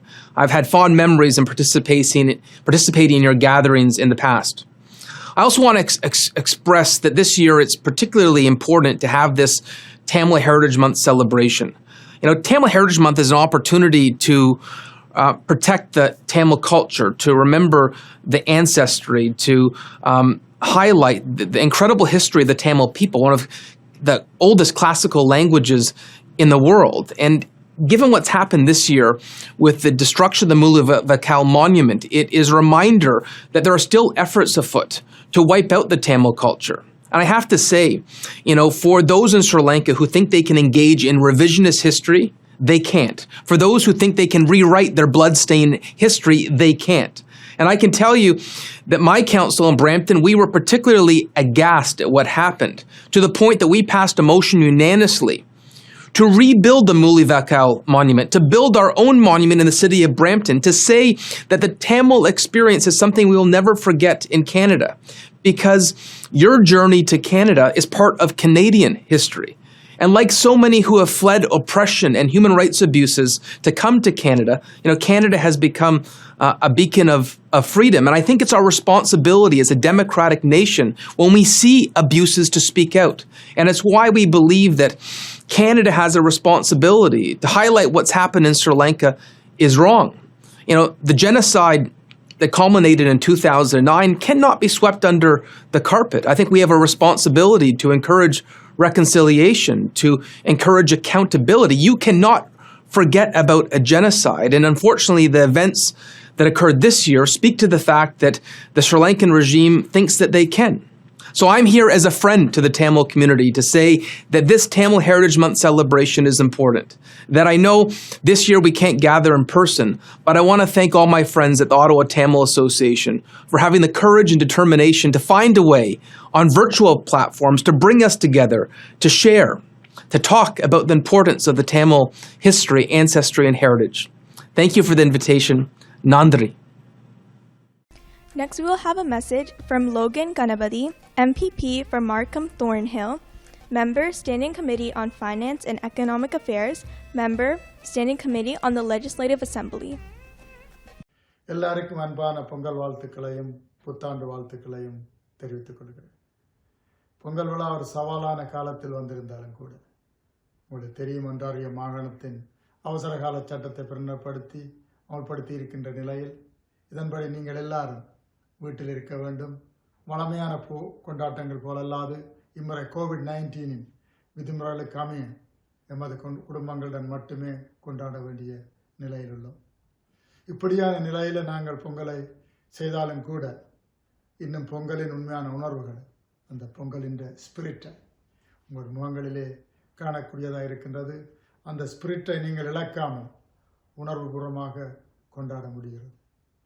இந்த இடத்திலே நான் நன்றி சொல்லணும் Ottawa Tamil association, அதனுடைய president Siva Ramachandran மற்றும் அந்த board of directors and volunteers. I have to thank you for holding this wonderful event right here in Ottawa. நவீன வாழ்க்கையில் நாங்கள் எத்தனை புதிய வடிவங்கள் எடுத்தாலும் கூட தமிழர்களுக்கான தொன்மம் இடையறாது தொடர்ந்தும் பின்பற்றப்படுவது எங்களது கலாச்சார மரபுரிமையாகும். இந்த பேண்டமிக்கால் உலகமெல்லாம் நாங்கள் அவதியுற்று மக்கள் மனப்பீதியுடன் கவலை சோர்ந்து வாழ்ந்தாலும் தை பிறந்தால் வழிபிறக்கும் என்ற நம்பிக்கையோடு சவால்களை எல்லோரும் எதிர்கொண்டு எமது தை திருநாளையும் எமது மரபின் அடையாளமான பொங்கல் திருநாளையும் நாங்கள் மிகவும் மகிழ்ச்சியாக வரவேற்போம். உங்களுக்கு தெரியும், தாயகத்தில் தமிழர்கள் இந்த பெருந்தொற்று காலத்தில் கூட முன்னெப்பொழுதையும் விட தமது பண்பாடு கலாச்சார அடையாளங்களை இழந்து வரும் நிலையில் எங்களிடம் எஞ்சியிருப்பவை இன்னும் கொஞ்சம் தான் என்பதை நீங்கள் அறிவீங்கள்.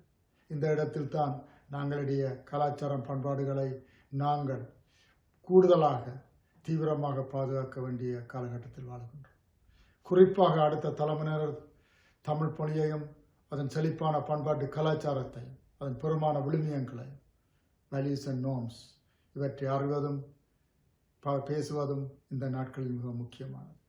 இந்த பணியில் எங்களுடைய பல முதியோர்கள் பங்கு முக்கியமானது. இந்த முதியோர்கள் செவனிவை செய்து வந்தாலும் அவர்கள் வாழும் இந்த பொற்காலத்தில் எமது மரபு கலாச்சார பண்பாடுகளை எமது இளையோர்களுக்கும் பிள்ளைகளுக்கும் ஆழமாகவும் போட்ட வேண்டிய தார்மீக கடமையிலே நாங்கள் இருக்கின்றோம்.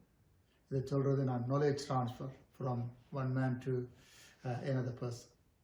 நாங்கள் புலம்பெயர்ந்த நாடுகளிலே பல சாதனைகளை படைக்கின்றோம். புதிய பூமியில் புதிய உலகத்தில் வாழ்ந்தாலும் ஆனால் ஒன்றை மட்டும் எங்களுடைய மனதிலே வைத்திருக்க வேண்டியது எங்களுடைய கலாச்சாரம் பண்பாடுகள். இவற்றை செய்வதில்லை. உங்களுக்கு தெரியும், மார்க்கம் நகரம் மார்க்கம் மாநகர சபை முன்னிடத்தை வகிப்பதை நீங்கள் அறிந்திருப்பீர்கள்.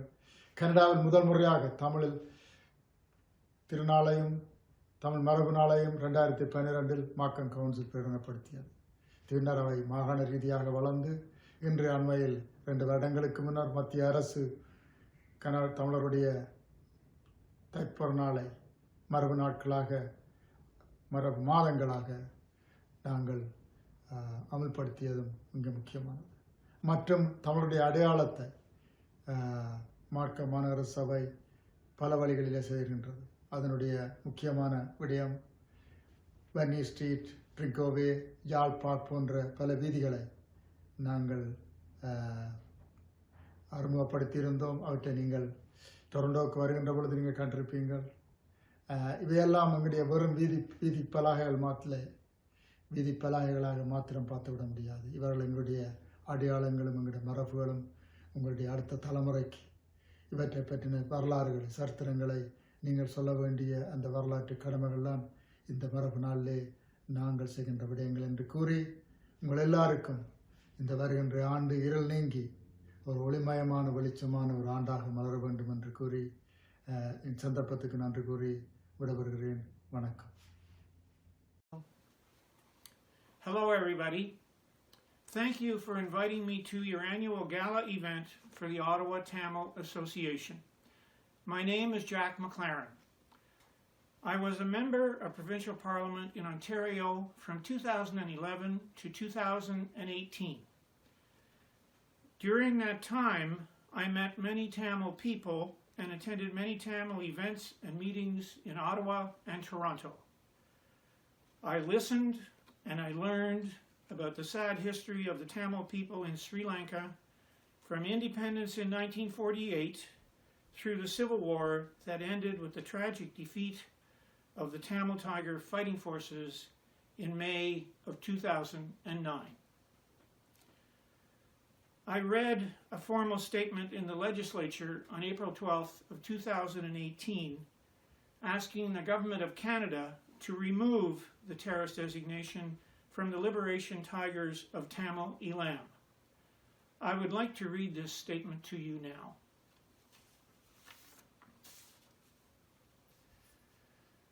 The Tamil people of Sri Lanka have suffered ongoing persecution since independence in 1948. In 1976, the Liberation Tigers of Tamil Eelam were created as a military body to protect Tamil people. A civil war began in 1983. The Tamil Tigers became a strong and effective fighting force. In 2006, the Canadian government was wrongly persuaded to place a terrorist designation on the Tamil Tigers. This had the effect of marginalizing the Tamil people in the eyes of the world. The Civil War ended in 2009. The Tamil Tigers were completely decimated. The Tamil Tigers will never be a fighting force again. The terrorist designation is not needed. But the terrorist designation still exists. It is like a black cloud hanging over the heads of Tamils in Canada. It stigmatizes them. It prevents them from publicly mourning and remembering their fallen people at the remembrance services each year. In the interest of restoring respect and dignity to the Tamils in Canada, I ask the Government of Canada to remove the terrorist designation from the Liberation Tigers of Tamil Eelam.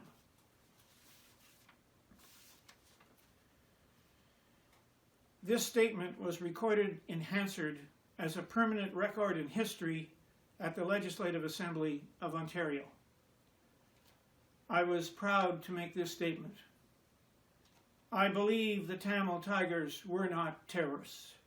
I believe they were freedom fighters, fighting for the freedom and rights of the Tamil people, fighting for the establishment of a Tamil homeland, the Republic of Tamil Eelam. Thank you for letting me speak to you. I will always be proud to stand with Tamil people.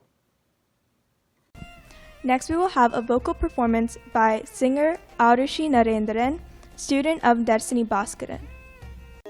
Vanakkam. My name is Arushi and I'll be singing a Kavadi Chindu.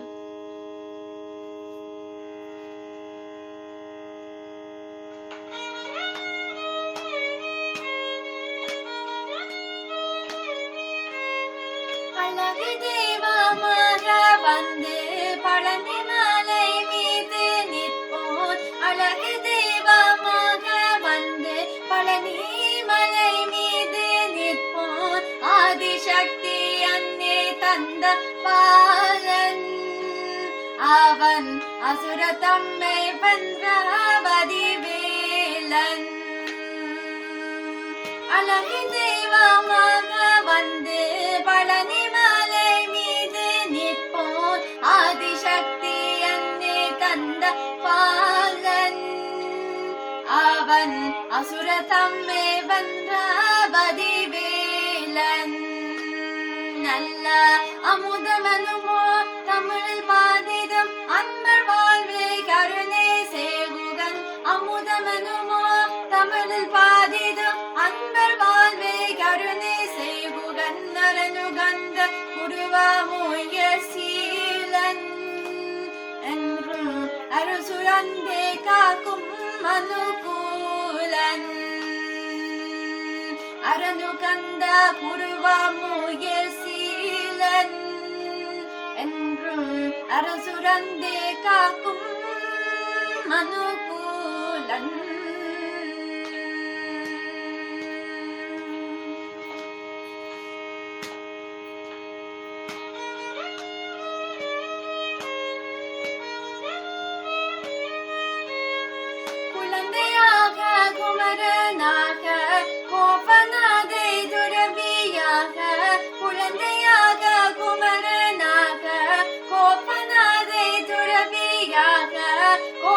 கொள்ளும் காட்சி என்ன சொல்வேன் கண்டு குருமாய வினைகள் யாவும் வெல்வேன்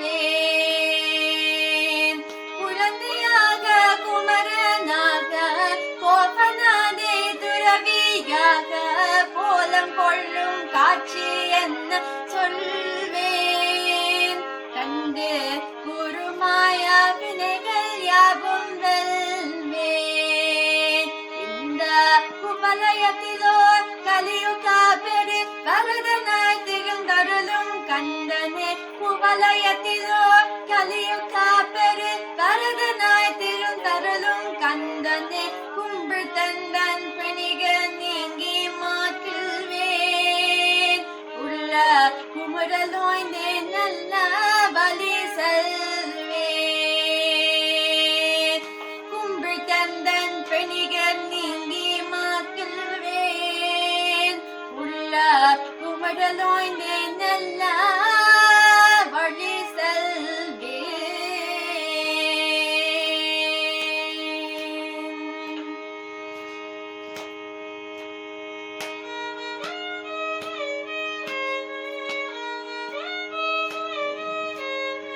தீர்ணமாயில் மீதில் எரியாவினன் கூடியில் தோன்றும் நீலமாயில் மீதில் எரி ஆவினன் கூடியில் தோன்றும் விமலனாம் குழந்தை முருகேசன் அவன் நித்தில பொன்முறவள் வள்ளி நேசன்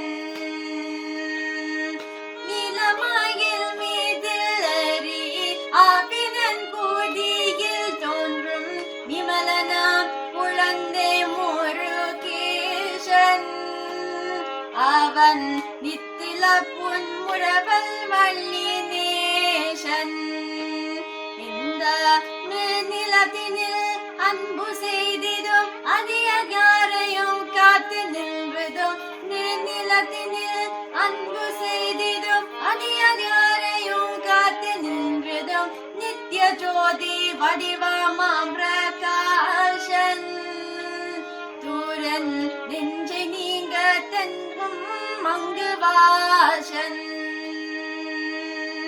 நித்ய ஜோதி வடிவமாம் பிரகாசன் தூரன் நெஞ்சை நீங்க தென்றும் மங்கு வாசன்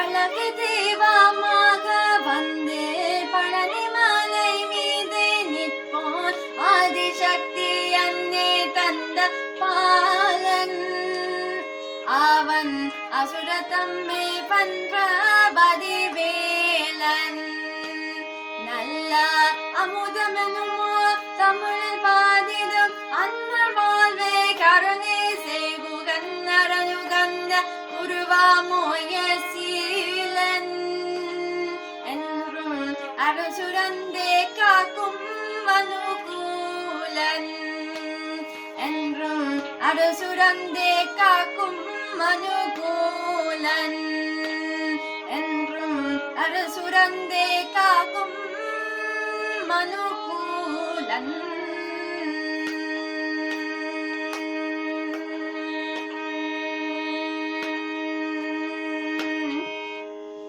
நன்றி. Vanakkam. It's great to see you all here tonight. This is the first time that I've been able to celebrate Tamil Heritage Month in Ottawa. I have celebrated it many times in the Greater Toronto area, but it's the first time that I've been able to celebrate here with you in Ottawa. I'm pleased to be here with my colleague from the Cabinet of Ontario, Lisa MacLeod, your representative from Nepean, who I understand will be speaking just after me.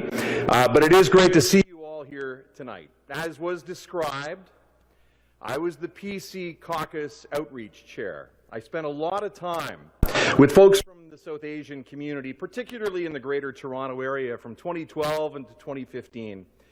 And we talked a lot about what had happened in Sri Lanka with the Tamil community. I was so pleased in January of 2014 at Thai Pongal celebrations in the GTA to announce that I would be bringing forward a bill as soon as the House resumed in February 2014 to introduce Tamil Heritage Month in Ontario. Now, it didn't happen right away. As was also described, it took a couple of times to get the bill passed. But I'm an old football player. And you know, when you hit that line, you got to keep going, right? So on the 5th try, we managed to get unanimous consent to proclaim Tamil Heritage Month in Ontario. And on St. Patrick's Day, of all days, March 17th, 2014, it was proclaimed into law in Ontario. And I'm so proud of that fact. There's a huge Tamil population, as you know, in the GTA, a significant Tamil population here, obviously in the nation's capital. And even in my riding of Bay of Quinte, we have some great Tamil members of our community who are making a real difference in our community. They're leaders in economics. They're leaders in our economy, in business. They're leaders in our cultural community, which is so important. And as Minister now of Economic Development and Job Creation and Trade, what the Tamil community has brought to all of Ontario has been outstanding for our economy, but more importantly, our culture in Ontario. And the fact that we can now celebrate Tamil Heritage Month every January in the province of Ontario is a testament to the work of our Tamil community. You know, on the 3rd and 4th tries that we tried to get unanimous consent passed on this bill, it didn't work. But when the Tamil community showed up in March of 2014 at Queen's Park in the Ontario legislature, in the galleries overlooking our legislature, it became law. And now we can celebrate Tamil Heritage Month in Ontario. So on behalf of Premier Ford and our cabinet in Ontario and all of our caucus members with the PC caucus at Queen's Park, we're so proud to be able to say that we brought Ontario Tamil Heritage Month here in Ontario and celebrate the contributions of your community in our province. And I wish you nothing but the best. Thai Pongal is a great celebration. We're almost at the end of it now. We're almost at the end of Tamil Heritage Month in Ontario, but we thank you for the contributions that you've made to our community here in Ottawa, our community in the GTA, our province, and our country, and we look forward to continuing to work with you to make sure that Ontario is the best place in Canada to live. Thank you for everyone being here. It's such a great honor to be with you this evening. We celebrate Thai Pongal, we reflect on Tamil Heritage Month, the accomplishments of the Tamil community, and yet I am so frustrated as a member of Parliament, seeing again and again and again how we have failed to deliver on that promise of never again. Whether it is the horrors experienced by the Tamil people in Sri Lanka and continuing human rights abuses, whether it is the genocide of Rohingya people in Burma, the persecution of Christians, Yazidis, and others at the hands of Daesh in Syria and Iraq. All over the world, so many contemporary examples, the Uyghurs in China and other minorities in China, so many cases where we have failed as an international community to deliver on this real promise of never again.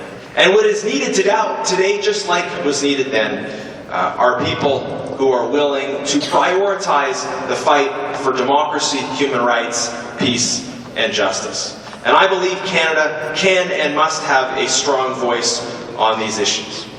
And your voice, calling on us, engaging us, encouraging us to prioritize issues of fundamental human rights and human dignity is so important. I was proud of Stephen Harper's decision to boycott the 2013 Commonwealth Summit in Colombo.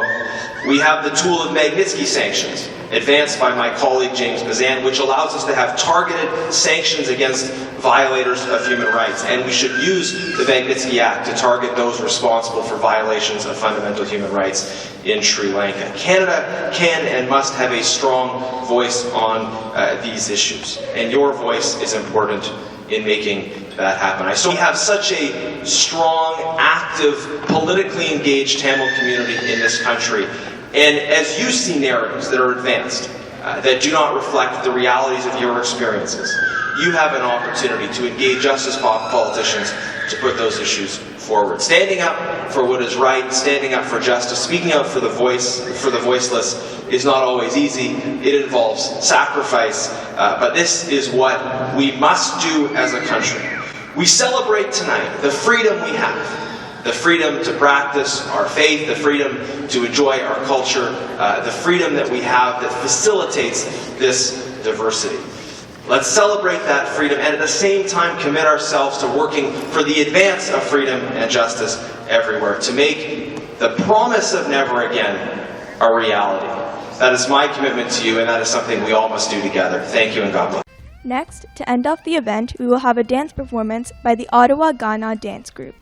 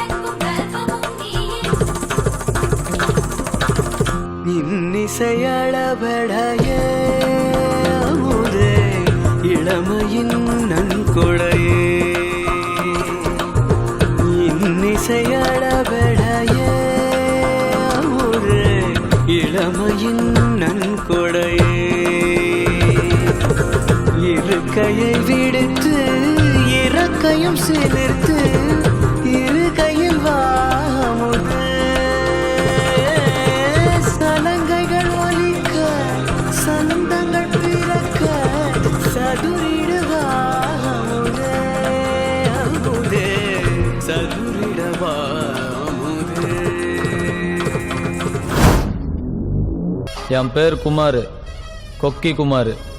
கேள்விப்பட்டுக்கிறியா?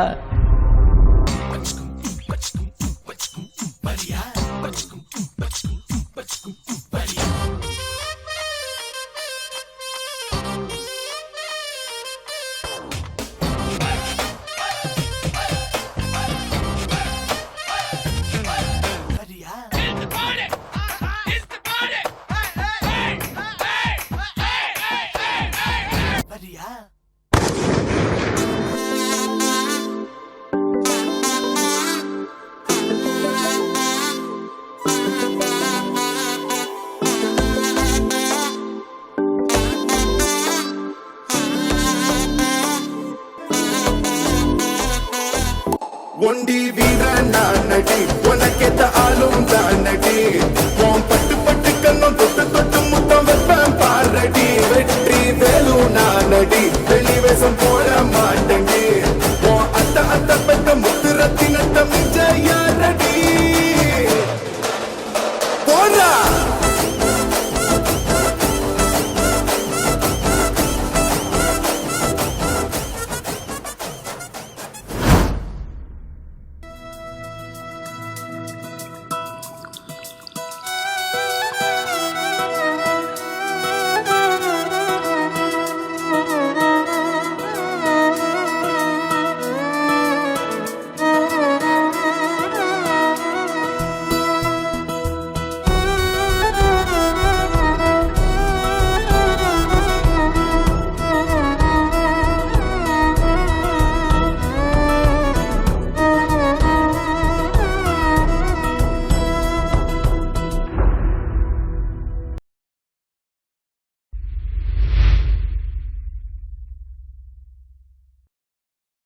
Next, we have a message from the Honorable Aaron O'Toole, MP for Durham, and the Leader of the Official Opposition. Ensuite, nous aimerions inviter l'honorable Aaron O'Toole, député de Durham et le chef de l'opposition officielle. Vanakkam. Today, Canadians of Tamil origin will celebrate together the beginning of Thai Pongal. Also known as the Festival of Tamils, this 4-day holiday is a time to give thanks for the harvest and express our gratitude to our friends, family, and neighbors. It is a holiday that celebrates unity and cooperation by bringing everyone together. Today, Tamil families in Canada and around the world will share traditional rice pudding pongal with close relatives and friends while expressing jubilation over life's renewal. This month also marks Tamil Heritage Month, providing all Canadians with an opportunity to learn more about the vast and vibrant economic, social, and cultural contributions of Canada's strong and growing Tamil community. On behalf of Canada's Conservatives, I offer my best wishes to all those celebrating Thai Pongal. I hope this festival will bring happiness, good health, and prosperity to all. We would like to introduce Dr. Gnani, Dr. K.T. Ganeshalingam, Mr. Nilandan, and Mr. Jadi Jadindra to start the panel discussion about forming policy-based structures for Tamil Nation. வணக்கம். இன்றைய நிகழ்வை Ottawa Tamil அமைப்பினர் கேட்டுக்கொண்டதற்கிணங்க இலங்கையின் தமிழ் தேசிய பரப்பில் சிறந்த கருத்துருவாக்கிகளான யாழ்ப்பாண பல்கலைக்கழக பேராசிரியர், அரசியல் விஞ்ஞான தலைவர் மதிப்புக்குரிய கணேஷ்லிங்கம் அவர்களையும், சிரேஷ்ட கருத்துருவாக்கியான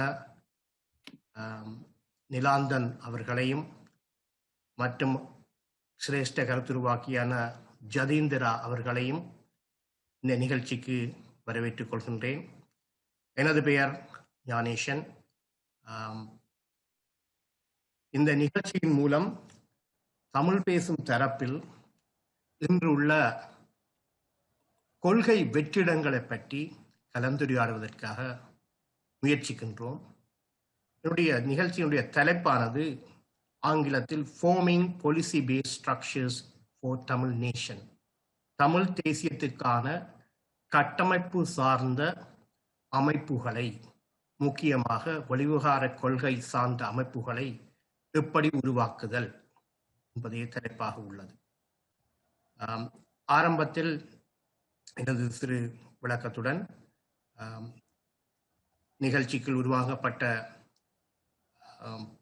பேச்சாளர்களை சில கேள்விகள் ஒரு 3 கேள்விகள் கேட்போம். ஒருவருக்கும் நாங்கள் ஒரு 5-6 நிமிடங்கள் கொடுக்கப்படும். அதற்கு பிறகு 3 கேள்விகள் முடிந்ததன் பின்பு நாங்கள் ஒரு முடிவுரையை வழங்கி இந்த நிகழ்ச்சியை பூர்த்தி செய்வதாக எண்ணியுள்ளோம். ஆரம்பத்தில் இந்த கொள்கை சார் கட்டமைப்புகள் ஏன் தேவை, இன்றைய நிலைமையில் தமிழ் தரப்பில் கொள்கை சார் கட்டமைப்புகள் இல்லை என்பது எல்லாருக்கும் தெளிவான விஷயம். அநேகமான தமிழர் தரப்பு ஒன்று முகம் கொடுக்கின்ற பல பிரச்சனைகளில் உள்நாட்டில் காணி பிரச்சனையாக இருக்கலாம், அல்லது குடியேற்றங்கள் பிரச்சனையாக இருக்கலாம், அல்லது காணாமல் போனவர்களாக பிரச்சனையாக இருக்கலாம், அல்லது இந்தியாவுடைய அணுகுமுறையாக இருக்கலாம், அல்லது ஐக்கிய நாடுகள் சபையின் மனித உரிமைகள் சார்ந்த அணுகுமுறையாக இருக்கலாம். இதன் போதும் எமது தமிழர் தரப்புகள் ஒரு கட்டமைக்கப்பட்ட உறுதியான செயற்பாட்டு தளங்களில் செயற்படவில்லை என்பது கண்கூடும். ஒவ்வொரு பிரச்சனை வரும்போதும் உடனடியாக அதுக்கான சில வேலை திட்டங்களை செய்து அதை முடித்துவிட்டு மற்றொரு வேலை திட்டத்துக்கு பாய்ந்து செல்லும் செயற்பாடே இருக்கின்றதை தவிர தொடர்ச்சியாக ஒரு நீண்டகால நோக்கில், நீண்டகால திட்டங்களின் அடிப்படையில் இந்த செயற்பாடுகள் மேற்கொள்ளப்படவில்லை என்பதன் ஒரு வெளிப்பாடே தமிழர் தரப்பு பல திசைகளில் சிதறுண்டும் பலவிதமான வெற்றிகளை பெறக்கூடிய சந்தர்ப்பங்களிலேயே வெற்றிகளை பெற முடியாத நிலைமை உருவாகி உள்ளது. இந்த அடிப்படையில் இன்று நாங்கள் முக்கியமாக கொள்கைசார் கட்டமைப்புகளை பார்க்கும்போது வெளிநாட்டு கொள்கை, தமிழர் தரப்புக்கு ஒரு வெளிநாட்டு கொள்கை மிகவும் அவசியம் என்ற அடிப்படையில் இந்த கலந்துரையாடலை மேற்கொள்கின்றோம். ஆரம்ப கேள்வியாக நான் முதலாவது கேள்வியாக கேட்க வேண்டிய விஷயம், what do we mean by policy-based structures, especially on foreign policy? வெளிநாட்டு கொள்கை, வெளிவிவகார கொள்கை சார்பாக நாங்கள் கட்டமைப்பு சார் ஸ்தாபனங்கள் என்று சொல்லும்போது என்னத்தை கருத்தில் கொள்கின்றோம்? அதாவது கட்டமைப்பு சார் கொள்கை வகுப்பு என்பது என்ன என்பது முதலாவது கேள்வி. எனி எக்ஸாம்பிள் ஃப்ரம் ஹிஸ்டரி, வரலாற்றில் இருந்து சில உதாரணங்களை தந்து உதவ முடியுமா? இந்த கட்டமைப்பு சார் கொள்கை வகுப்பில் இருக்கக்கூடிய முக்கிய கூறுகள் யாவை? Define the components. திருப்பியும் நான் கேள்வியை கூறுகின்றேன். What do we mean by policy-based structures, especially on foreign policy? Any examples from history? Define the components. இந்த கேள்விக்கான ஆரம்ப பதிலை மாண்புமிகு பேராசிரியர் கணேசலிங்கம் அவர்களுடன் முதலாக வேண்டி நிற்கின்றோம். ஓகே, அனைவருக்கும் வணக்கம். நேரடியாகவே இந்த கேள்விக்குரிய பதிலுக்குள் நுழையலாம் என்று நான் நினைக்கிறேன். முதலில் உங்களுடைய வினாவின் பிரதானமான இலக்கு ஒரு கட்டமைப்பு சார் ஏன் தமிழர்களுக்கு அவசியம் என்பதற்கான ஒரு ஆரம்ப முனைப்பொன்றை முன்வைத்திருந்தீர்கள். அதுக்கான பின்னூட்டல் பெருமளவுக்கு 2009 பிறகு தமிழருடைய அரசியல் பரப்பிலும் தமிழருடைய மிதவாத அரசியல் பரப்பிலும் பொது நோக்கு நிலையிலும் எத்தகைய கட்டமைப்புகளும் சரியாக ஒழுங்கமைக்கப்படாத ஒரு சூழல் இருக்கிறது. வெறுமனே நலன்கள் சார்ந்த ஒரு அரசியல் கட்சிகளுக்குரிய இயல்புகளுமே காணப்படுகிறது. அதனால் அந்த கட்டமைப்பு சார் சூழல் என்பது பெருமளவுக்கு எங்களிடம் ஃபார்மிங் ஸ்ட்ரக்சர் என்றது ஒன்று எங்களிடம் இல்லாததனால் நாங்கள் ஒரு முழுமைப்படுத்தப்பட்ட திட்டமிடலையோ அமலாக்கத்தையோ அல்லது விடுகின்ற தவறுகளை சரி செய்வதையோ அல்லது எங்கள் மீது இருக்கக்கூடிய பொது வழியில் இருக்கக்கூடிய நெருக்கீடுகளை எப்படி கடந்து செல்வது என்பது பற்றியோ எங்களிடம் எந்த விதமான பொறிமுறையையும் எங்களால் உருவாக்க முடியாமல். இதனால்தான் மிக மிக அவசியம். இரண்டாவது விடயம், இந்த வெளியுறவு என்ற தளத்துக்குள் பிரவேசிக்கிற போது மிக முக்கியமானது 2009 பின்னர் உள்நாட்டு பொறிமுறையினுடைய தோல்விகள் அனைத்தும் சர்வதேச மட்டத்திலான ஈடாட்டத்தையும் சர்வதேச நாடுகளுடனான உறவாடலையும் முதன்மைப்படுத்தினீர்கள். அத்தகைய முதன்மைப்படுத்தலை சாத்தியப்படுத்த வேண்டிய பொறுப்பாண்மை நிச்சயமாக ஒரு வெளி விவகாரத்தை கையாளக்கூடிய ஒரு பிரிவுக்கே உறுதியது. ஆகவே நிச்சயம் அந்த நாடுகளை கையாளுதல், அல்லது சார்பற்ற அமைப்புகளை கையாளுதல், புலம்பெயர்ந்த தளத்தில் இருக்கின்ற அறிவு சார்ந்திருக்கக்கூடிய அறிவுஜீவிகளை அல்லது புத்திஜீவிகளை அல்லது புலமை சார்ந்தவர்களை ஒன்றிணைப்பதற்கான உறவாடலை அல்லது உரையாடலை தொடர்ந்து மக்களை பெருமளவுக்கு ஒன்றிணைத்தல், அதாவது புலம்பெயர்ந்த தளத்திலும் புலத்திலும் இருக்கிறவர்களுக்கு இடையில ஒரு பொது நியமத்தை உருவாக்குவதற்குரிய எண்ணத்தை அல்லது ஒவ்வொரு விவகாரங்கள் ஏற்படுகின்ற போது அவற்றை எவ்வாறு கையாளுதல், அவற்றை எதிர்கொள்ளுதல் என்பது பற்றிய முடிவினை அல்லது தீர்மானத்தினை எடுப்பதற்கு மிக அவசியமான பொறிமுறைகள் எங்களுக்கு தேவைப்படுகிறது. அதில் மிக முக்கியமானது வெளிவிவகார பொறிமுறை என்று நான் சொல்றேன். இதை கட்டமைக்கின்ற வடிவம் என்பது தனித்து புலமை தளத்தால் கட்டமைக்க முடியாது. புலமைத்தளம் என்பது இதுக்குரிய ஊக்கியம் பின்புலமும் தான். இந்த புலமைத்தளம் பெருமளவுக்கு அது திங்க் டேங்கா இருக்கலாம், அல்லது ஒரு இண்டிவிஜுவலாக இருக்கலாம், அல்லது ஆர்கனைஸ் பண்ணப்பட்ட சில குழுக்களாக இருக்கலாம், அல்லது புலமை தளத்தில் இருக்கக்கூடிய சர்வதேச மட்டத்தில் இருக்கும் புற தேசியங்கள் சார்ந்து இருக்கக்கூடிய ஒன்றாக இருக்கும். யாராகவும் இருக்கும்.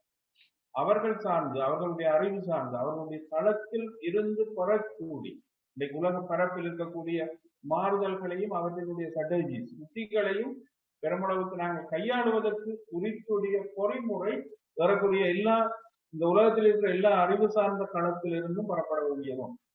ஆகவே அது ஒரு தளத்தில் அல்லது அதனுடைய பிளாட்ஃபார்ம் முதன்மையானதாக அந்த இடத்தில் இருத்தல் வேணும் ஒன்று.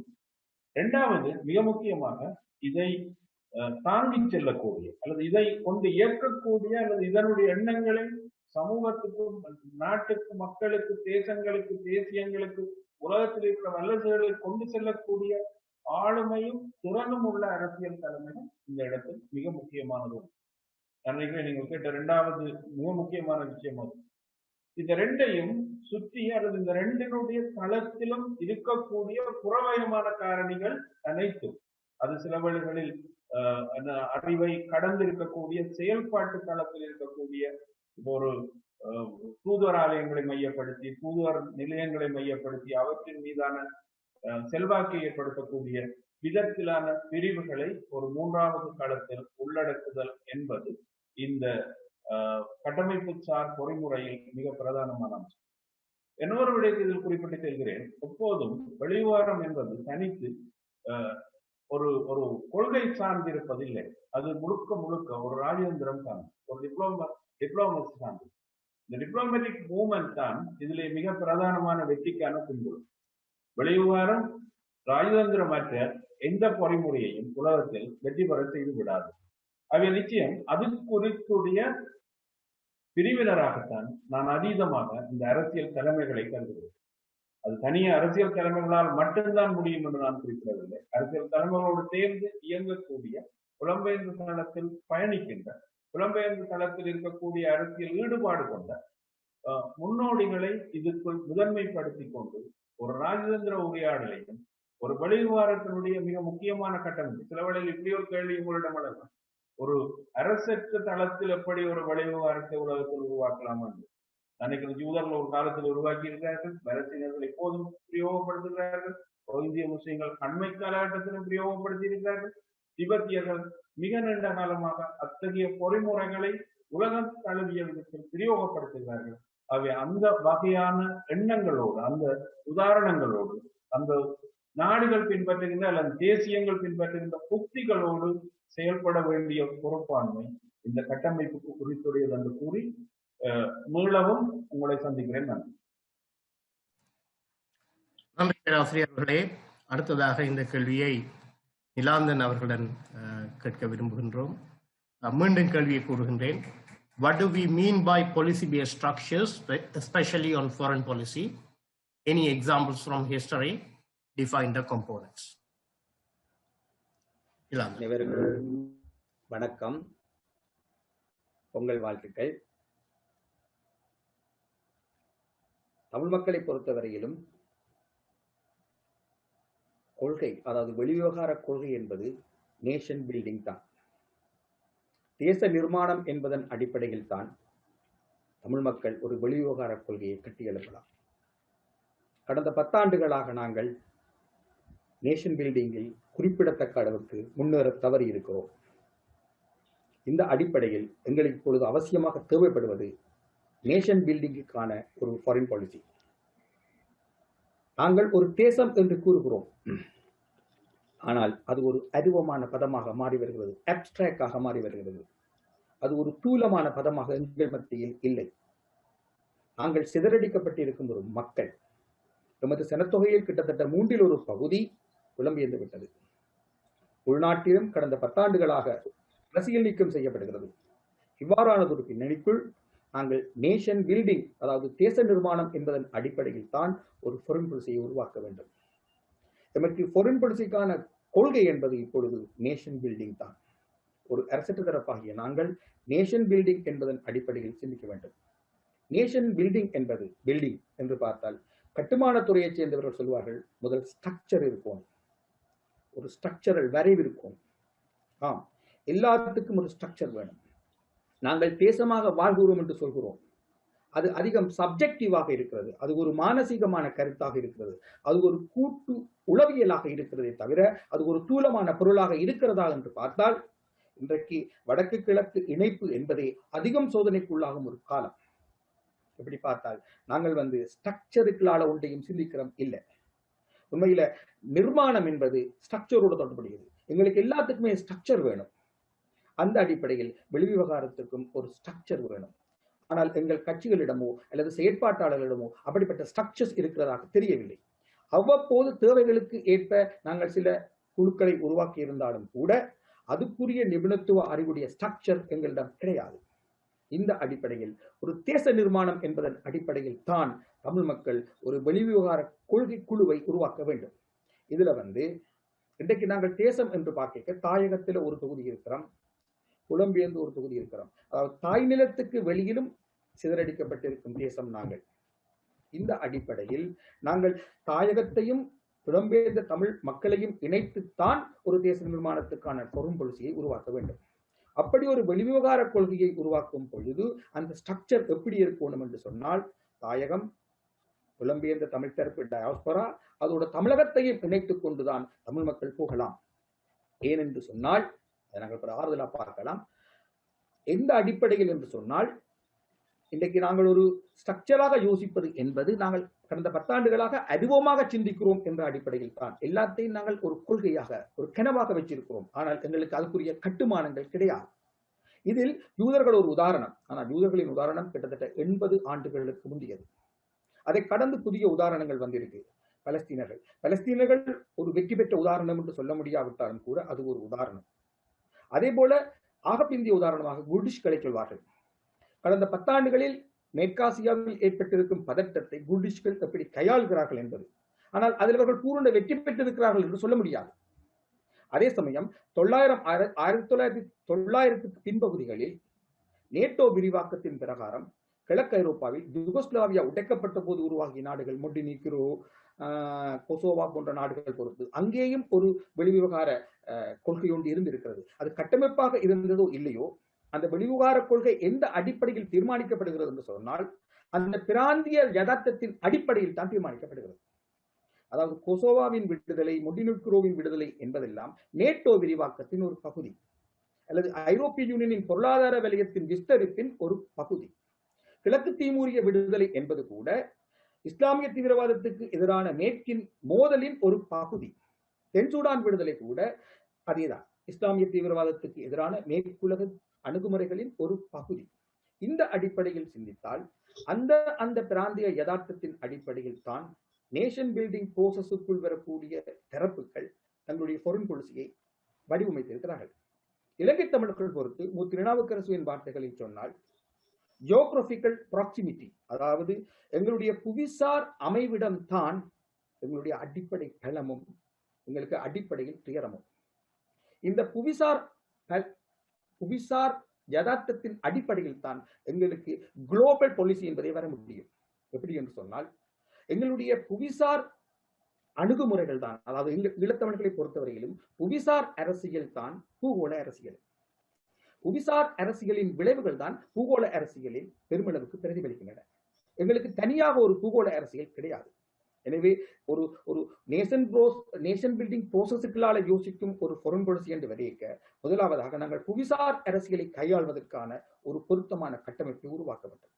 அதற்கு அடுத்த கட்டமாக ஐரோப்பா, அமெரிக்கா போன்றவற்றை கையாள்வதற்கான கட்டமைப்புகளை உருவாக்குவோம். அதே சமயம் பேரலாக எங்களோடு தோழமை கொள்ளக்கூடிய கொள்கை ரீதியாக உண்மையில கொள்கை தோழமை என்றதே இன்றைக்கு ஃபாரின் பாலிசியில இல்லாமல் போயிட்டு.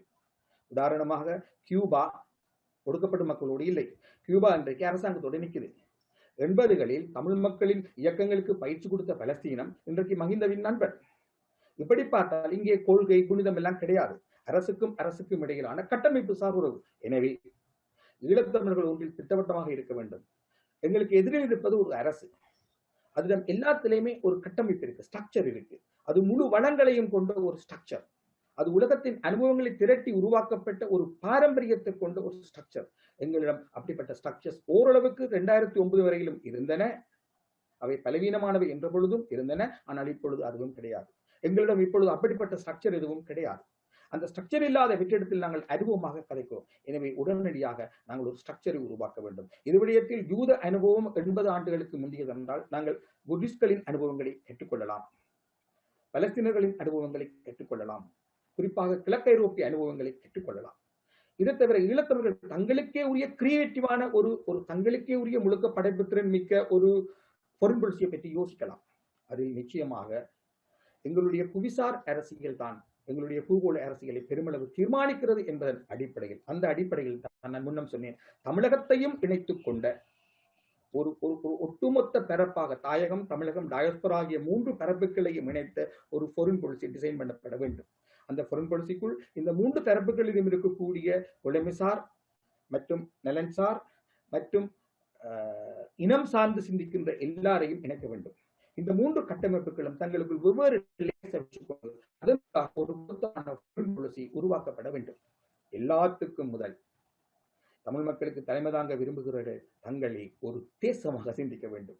நாங்கள் ஒரு தேசம் என்று கருதினால் தான், அல்லது நாங்கள் ஒரு தேசமாக எங்களை நிர்மாணிப்பதில் எங்கே தொடர்ந்து வெற்றி பெற முடியாமல் இருக்கிறோம் என்று சிந்தித்தால் தான் ஒரு தேச நிர்மாணம் என்பதன் அடிப்படையில் நாங்கள் ஒரு வெளியுறவு கொள்கையை வகுக்கலாம். அந்த வெளியுறவு கொள்கையை தூலமானது ஆக்க அதுக்கு ஒரு கட்டமைப்பை உருவாக்கலாம். எனவே முதலில் நாங்கள் ஒரு தேசமாக சிந்திக்க வேண்டும்.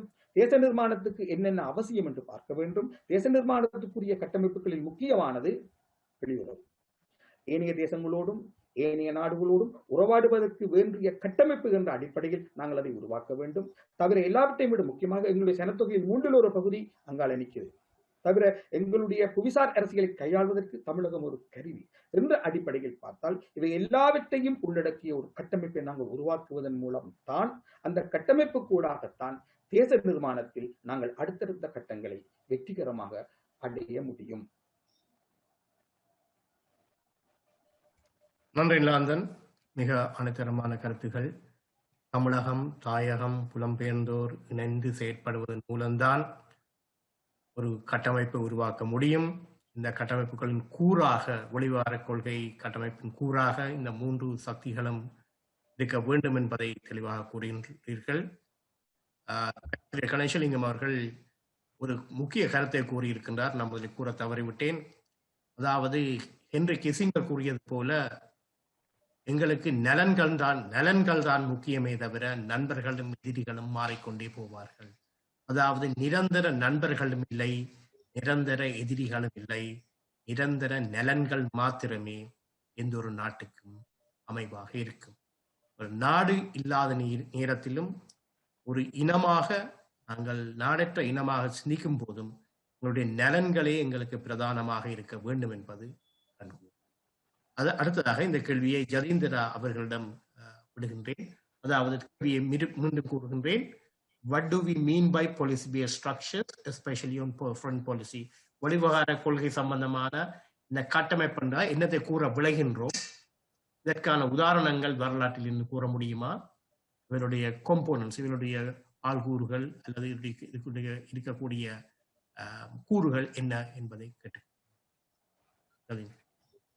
அனைவருக்கும் வணக்கம். நான் இந்த கேள்வியை முதல்ல இன்னொரு கேள்வியிலிருந்து ஆரம்பிக்கலாம்னு நினைக்கிறேன்.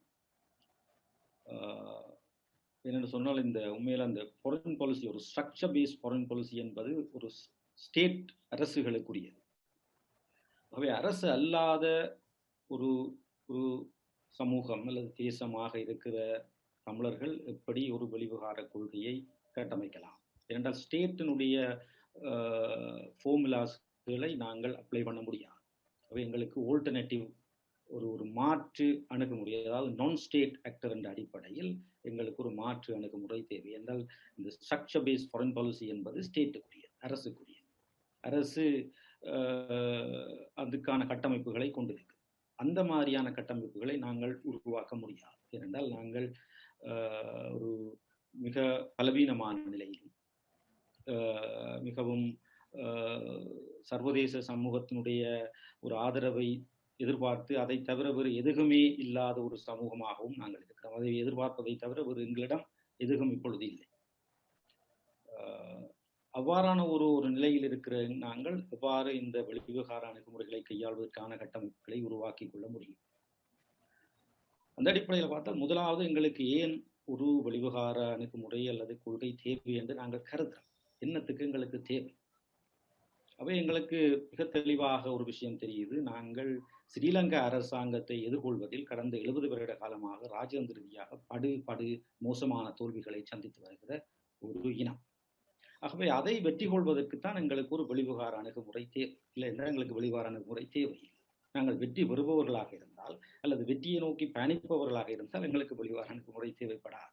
இப்படி ஒரு விவாதமும் எங்களுக்கு தேவைப்பட்டிருக்காது. நாங்கள் தொடர்ந்தும் ராஜதந்திர ரீதியில் முன்னோக்கி பயணிக்க முடியாமல் தொடர்ந்தும் சறுக்கி விழுகின்ற ஒரு கூட்டமாக இருக்கிறோம் என்பதுதான் இதனுடைய அடிப்படை. அவை அப்படி சறுக்கி விழுகிற கூட்டமாக இருக்கிற நாங்கள் எப்படி எங்களுடைய வெளிவிவகார விடயங்களை கையாள்வதன் மூலம் எங்களுடைய நலன்களை பேணி பாதுகாப்பதற்கான ஒரு வெளிவிவகார பொறிமுறையை எப்படி நாங்கள் உருவாக்கி கொள்ளலாம்.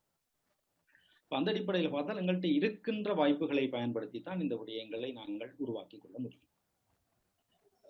எங்களிடம் இருக்கிற விஷயங்கள் என்று பார்த்தால் எங்களிடம் ஒரு அரசியல் தலைமை என்று சொல்லக்கூடிய அளவிற்கு வடகிழக்கை பிரதித்துவப்படுத்துவதாக சொல்லப்படுகிற தலைமை என்றும் சொல்ல முடியாது தலைமைகள் இருக்கின்றன. அதே போன்று புலம்பெயர்ந்த ஒரு சமூகம் சர்வதேச அரங்குகளை நேரடியாக எதிர்கொள்ளக்கூடிய வாய்ப்புகளை கொண்டிருக்கிற ஒரு சமூகமாக புலம்பெயர் சமூகம் இருக்கிறது. இது ரெண்டும் தான் எங்களிடம் இருக்கிறது. இந்த ரெண்டையும் அடிப்படையாக கொண்டுதான் நாங்கள் சிந்திக்க முடியும். மற்றவைகள் எல்லாம் இந்த ரெண்டையும் அடிப்படையாக கொண்டு நாங்கள் மேற்கொள்ள போகின்ற நடவடிக்கைகளுக்கு பக்கத்துணைகளாக எடுத்துக்கொள்ளக்கூடிய விடயங்கள் தான். இதுதான் எங்களுடைய ஃபவுண்டேஷன். நாங்கள் எங்களுடைய காலில் நின்று கொண்டுதான் எந்த ஒரு தரப்பை பற்றியும் யோசிக்கலாம், மற்றவருடைய உதவிகளை எப்படி எடுக்கலாம், இதில் எங்களுடைய காலில் நிற்பதற்கான ஒரு பொறிமுறையை எப்படி உருவாக்கலாம் என்று பார்த்தால், வெளிவிகார அணுகுமுறையை கையாள்வதற்கு முதலில் அரசியல் தலைமைகள் என்று சொல்லப்படுபவர்கள் அந்த தலைவர்கள் என்று சொல்லப்படுபவர்களின் அவர்களிடம் இருக்கின்ற அந்த கட்சி கட்டமைப்புகளை எல்லாம் ஒன்றுபடுத்தி அதற்குள் ஒரு குழுவை, ஒரு வெளிவிகார விடயங்களை கையாள்வதற்கான பிரத்யேக குழு ஒன்றை உருவாக்கலாம். அந்த குழு இந்த வெளிவிகார விடயங்களை, குறிப்பாக இந்த இலங்கையை மையப்படுத்தி இடம்பெறுகின்ற விடயங்களை ஆய்வுக்குட்படுத்தி இந்த விடயங்களை எப்படி கையாளலாம் என்பது தொடர்பாக ஒரு கிரமமாக பணியாற்றுகின்ற குழுவாக இருக்க வேண்டும். வெறுமனே ஒரு நாடாளுமன்றத்தில் உரையாற்றுகின்ற அடிப்படையில் இந்த வெளிவிகார விடயங்களை கையாள முடியாது. சில இன்டர்நேஷனல் ரிலேஷன்ஸை பற்றி நாடாளுமன்றத்தில் பேசி பிரயோஜனம். ஆகவே இதை தொடர்ச்சியாக கிரமமாக கையாள்வதற்கான ஒரு கூட்டு உழைப்பு மிக்க ஒரு அரசியல் தலைவர்களை கொண்டு ஒரு முதலாவது ஒரு பொறிமுறை இதற்கு தேவை. இரண்டாவது, இந்த அரசியல் தலைவர்கள் என்று சொல்லப்படுகிறவர்களுக்கெல்லாம் ஒரு இன்டர்நேஷனல் ரிலேஷன்ஸ் அல்லது இன்டர்நேஷனல் பொலிட்டிக்ஸ் பற்றி ஒரு ஆழமான புரிதல் உள்ள ஆட்கள் இவர்கள் கிடையாது. இவர்களிடம் என்னுடைய அனுபவத்தில் இவர்களிடம் அது சம்பந்தமான ஆழமான பார்வைகள் யாரிடம் இருப்பதாக நான் இதுவரை காணேன். இவர்களுக்கு ஆலோசனைகளை வழங்கக்கூடிய, அறிவுரைகளை வழங்குகின்ற ஒரு புலமை சார்ந்த ஒரு குழு, ஒரு கட்டமைப்பு சார்ந்த குழு ஒன்று தேவை. அது திங்க் டேங்க்ஸ்களை அடிப்படையாக கொண்டதாக நாங்கள் அதை உருவாக்கலாம், அல்லது ஆங்காங்கே சிதறி இருக்கின்ற புலம்பெயர் சூழலில் இருக்கின்ற, தாயகத்தில் இருக்கின்ற பல்வேறு சிதறி இருக்கின்ற புலமையாளர்களை ஒன்றிணைத்து ஒரு குழுவை உருவாக்கலாம். இந்த குழு பல்வேறு விடயங்களையும் ஆய்வுக்குட்படுத்தி ஆராய்ந்து இந்த விடயங்களை எந்தெந்த அடிப்படையில் அரசியல் தலைவர்கள் கையாளலாம் என்று இவர்களுக்கு ஒரு வகையில் இந்த விஷயங்களை பற்றி ஒரு தெளிவுபடுத்துகின்ற, இவர்களுக்கு இந்த விடயங்களை கற்றுக் கொடுக்கின்ற, அல்லது என்னென்ன முடிவுகளை எந்தெந்த காலகட்டத்தில் எடுக்கலாம் என்ற அடிப்படையில் இவர்களுக்கு ஒரு ஆலோசனை வழங்குகின்ற ஒரு தளமாக அது இருக்கலாம். இன்றைய சூழலில் இந்த வெளிவிகார விடயங்களை கையாள்வதற்கு நாங்கள் ஒரு கட்டமைப்பு சார்ந்த விடயங்களை கையாள முடியுமாக இருந்தால், அல்லது ஒரு பொறிமுறையை உருவாக்க முடியுமாக இருந்தால் இந்த அடிப்படையில் தான் உருவாக்க முடியும். இதற்கு வெளியில் வேறு ஒரு கட்டமைப்புகளை உருவாக்குவதற்கு எங்களுக்கு சாத்தியமில்லை. ஏனென்றால் எங்களிடம் இவ்வளவுதான் இருக்கிற விஷயத்தை கொண்டு எப்படி இந்த விஷயத்தை கையாளலாம் என்ற அடிப்படையில் தான் நான் சொல்றேன். ஏனென்றால் உண்மையில் இந்த வெளிவிகார கொள்கைகளை கையாளுவது என்பது உண்மையில் ஒரு புலமை தளத்தில் கூட எங்களிடம் பாரிய வறுமை இருக்குது. என்றால் சாதாரணமாக, குறிப்பாக இந்த ஃபாரின் பாலிசி ரிசர்ச்சில் ஈடுபடுறார்கள் எல்லாம் சாதாரணமாக குறைஞ்சது 20 வருடங்கள் தங்களுடைய வாழ்நாளை அந்த குறிப்பிட்ட துறையில் செலவழித்து அதில் மிகவும் நிபுணத்துவம் பெற்றவர்கள் தான் இந்த துறைகளில் இருப்பார்கள். சாதாரணமாக இவர்கள் அல்ல இந்த துறைகளில் இருப்பவர்கள் எல்லாம். இப்போ நீங்கள் ஸ்டேட்டை எடுத்தீங்கன்னா ஸ்டேட்ல இருப்பவர்கள் எல்லாம் அந்த அடிப்படையை கொண்டவர்கள் தான் இருக்கிறார்கள். அவர்கள் ஒரு குறிப்பாக இந்தியா என்றால் இந்தியாவை மட்டும் பிரத்யேகமாக கையாள்வதற்கு என்ன விடயங்களை ஒரு அரசு கையாள வேண்டும், எப்படியான சூழ்நிலையில் என்னென்ன விஷயங்களை செய்ய வேண்டும் என்று ஆய்வுகளை செய்து அவர்களுக்கு அரசுக்கு வழிநடத்துவதற்கென்று அவர்கள் குழுக்களை வைத்திருக்கிறார்கள். ஒவ்வொரு நாடுகளை பற்றியும் பிரத்யேக ஆய்வுகளை செய்வதற்கும் முழு நேரமாக அதற்கு பணியாற்றுவதற்கும் அரசு ஆட்களை கொண்டிருக்கும், அல்லது தன்னுடைய பணபலத்தை கொண்டு ஆட்களை அது காயப்படும் வெளியிடங்களில் இருந்து. இப்போ எங்களை பொறுத்தவரையில் அந்த மாதிரியான எந்த வாய்ப்புகளையும் நாங்கள் கொண்டிருக்கவில்லை. கடந்த 11 வருடங்களாக, அதற்கு முற்பட்ட விடயங்களை இங்கே பேசுவதில் பயனில்லை. கடந்த 11 வருடங்களாக நாங்கள் பல்வேறு விஷயங்களை கையாளுகிறோம் என்று சொன்னாலும் எங்களிடம் எதையும் கையாள்வதற்கு சரியான ஒரு பொறிமுறை இதுவரை நாங்கள் உருவாக்கவில்லை. ஏனென்றால் ஒரு ஒரு ஒரு ஒரு ஒரு ஒரு ஒரு அடியை நாங்கள் எடுத்து வைக்கவில்லை விடயங்கள். நாங்கள் கையாளுவோம் என்று பேசிக்கொண்டிருக்கிறோமே தவிர ஒரு அடியை எடுத்து வைக்க வேண்டிய தேவை இருக்கிறது. அந்த அடியை எப்படி எடுத்து வைக்கலாம் என்றால் இப்படித்தான் எடுத்து வைக்கலாம். இன்றைக்கு இருக்கிற சூழலில் எங்களிடம் இருக்கின்ற வளங்கள், எங்களிடம் இருக்கின்ற வசதிகள், எங்களிடம் இருக்கின்ற வாய்ப்புகளை கொண்டு இந்த பொறிமுறையை இந்த அடிப்படையில் உருவாக்கலாம். முதலில் இந்த அரசியல் கட்டமைப்புகளில் இருப்பவர்களை கொண்டு ஒரு குழுவை உருவாக்குவது, இந்த விடயங்களை பிரத்யேகமாக கையாள்வது தொடர்பாக. இரண்டாவது, இவர்களுக்கு ஆலோசனை வழங்குவதற்கு ஏற்ற வகையில் இந்த புலமை தளத்தில் ஒரு குழுவை உருவாக்குவது. அதே நேரம் நாங்கள் இன்னொரு விடயத்தையும் இங்கே கவனத்தில் கொள்ள வேண்டி இருக்கிறது. நான் ஏற்கனவே ஏன் எங்களுக்கு ஒரு வெளிவிவகார கொள்கை தேவை என்பதில் என்னை பொறுத்தவரையில் ஸ்ரீலங்காவினுடைய வெளிவிவகார அணுகுமுறைகளை எதிர்கொள்வதற்கும் அதை எதிர்கொள்வதற்கும் அல்லது வெற்றி கொள்வதற்கும் அல்லது முறியடிப்பதற்கும் தான் எங்களுக்கு ஒரு வெளிவிவகார அணுகுமுறை தேவை. ஸ்ரீலங்கா கைக்கொள்ளுகின்ற ஒரு வெளிவிவகார அணுகுமுறையை நாங்களும் கைக்கொள்வதன் மூலம் அப்படி ஒரு தடையை அல்லது அப்படி ஒரு முறியடிப்பை எங்களால் செய்ய முடியாது. என்றால் இப்போ ஸ்ரீலங்காவை பொறுத்தவரையில் அவர்களிடம் ஒரு கடந்த இலங்கை சுதந்திரமடைந்ததாக சொல்லப்படுகின்ற காலத்திலிருந்து அவருடைய வெளிவிவகார அணுகுமுறையை பார்த்தால் ஆரம்பத்தில் ஒரு நான் அலைன்மெண்ட் என்ற அடிப்படையில் அவர்களுடைய ப்ரோ வெஸ்ட் அல்லது நான் அலைன்மெண்ட் என்ற அடிப்படையில் தான் இந்த மாறி இலங்கை ஆட்சி செய்த கட்சிகளுடைய வெளிவிவகார அணுகுமுறை இருந்தது. பண்டாரநாயக்கா அவனுடைய வார்த்தையில் பிலோசபி ஆஃப் நியூட்ரலிசம் என்று அவர் சொன்னார். DS நாயக்கா ஒரு ப்ரோ வெஸ்ட் என்ற அடிப்படையில் இந்த வெளிவிவகார கொள்கையை வடிவமைத்தார். இந்த இன்றைக்கு கோட்டாபய ராஜபக்சே சொல்லுகிற நியூட்ரல் ஃபாரின் பாலிசி என்பது உண்மையில் பண்டாரநாயக்காவுடைய இருந்து கடன் எடுத்துக்கொண்டபடி பிலோசபி ஆஃப் நியூட்ரலிசம். இப்போ இந்த அடிப்படையிலாகவே ஸ்ரீலங்கா இப்பொழுது வைத்திருக்க அது நியூட்ரலாக இருக்கிறதா என்பது வேறு விவாதத்துக்குரிய விஷயம். அது நியூட்ரல் அல்ல என்று இப்பொழுது பல்வேறு உரையாடல்கள் நடைபெறுகின்றன. ப்ரோ சைனா என்பது அதனுடைய நியூட்ரலிட்டியை பாதிக்கிறது என்ற அடிப்படையில் விவாதங்கள் இடம்பெறுகின்றன. ஆகவே இந்த அடிப்படையில் இந்த ஸ்ரீலங்காவை எதிர்கொள்வது என்ற அடிப்படையில் நாங்கள் ஒரு வெளிவிவகார அணுகுமுறையை கையாள்வதாக இருந்தால் நாங்கள் எவ்வாறான நான் ஏற்கனவே சொன்ன இந்த உருவாக்க போகின்ற இந்த கட்டமைப்புகளுக்கு இந்த எவ்வாறான ஒரு வெளிவிவகார அணுகுமுறையை நாங்கள் கைக்கொள்ள போகிறோம், எங்களுடைய policy stand one foreign policy என்பது என்ன என்பதில் நாங்கள் தெளிவாக இருக்க வேண்டும். அந்த அடிப்படையில் தான் உண்மையில் கட்டமைப்பு ஒரு தெளிவில்லாமல் கட்டமைப்பை உருவாக்க முடியாது. முதலில் ஃபாரின் பாலிசி என்று நாங்கள் எதை வரையறுக்க விரும்புகிறோம் என்பது முக்கியம். அந்த அடிப்படையில் தான் கட்டமைப்பை உருவாக்க முடியும். ஸ்ரீலங்காவை எதிர்கொள்வதற்கு ஒரு வெளிவிவகார அணுகுமுறை கட்டமைப்பு எங்களுக்கு தேவை என்றால் அந்த வெளிவிவகார அணுகுமுறை எங்களுடைய வெளிவிவகார அணுகுமுறை என்ன என்பதை நாங்கள் தெளிவாக வரையறை செய்தால்தான் கட்டமைப்பை உருவாக்குவதை பற்றி யோசிக்கலாம். என்றால் எங்களிடம் ஒரு தெளிவான புரிதல் வரையறை அதில் இல்லை என்றால் கட்டமைப்பை உருவாக்குவதில் பயனில்லை. ஆகவே வெளிவிவகார கொள்கை வெளிவிவகார அணுகுமுறை என்று நாங்கள் எதை வகுத்துக் கொள்ளப் போகின்றோம் என்பதை பற்றி நாங்கள் விரிவாக உரையாட வேண்டியிருக்கிறது. அப்பொழுதுதான் இந்த கட்டமைப்பை நாங்கள் உருவாக்க முடியும். முதல் கட்டமைப்புக்கு முன்னர் வீட்டு வேலைகளை நாங்கள் செய்ய வேண்டியிருக்கிறது. இந்த வரையறை எந்த வரையறையின் அடிப்படையில் இந்த வெளிவிவகார அணுகுமுறைகளை நாங்கள் கையாள போகின்றோம் என்பதை நாங்கள் வரையறை செய்து கொள்ள வேண்டிய தேவை இருக்கிறது. அந்த அடிப்படையில் தான் இந்த விடயங்களை கையாள முடியும்.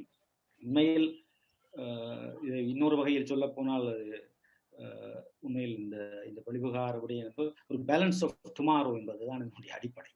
எங்களுக்கான நாளையை எப்படி நாங்கள் சமநிலைப்படுத்திக் கொள்ள போகின்றோம், எங்களுடைய இன்று எங்களுக்கு தெரிகிறது, எங்களுடைய நாளை என்ன என்பதுதான் இப்பொழுது கேள்வி. ஏனென்றால் இந்த வடகிழக்கு ஒரு பெர்மனன்ட் எமர்ஜென்சியில தான் இருக்க போகுது.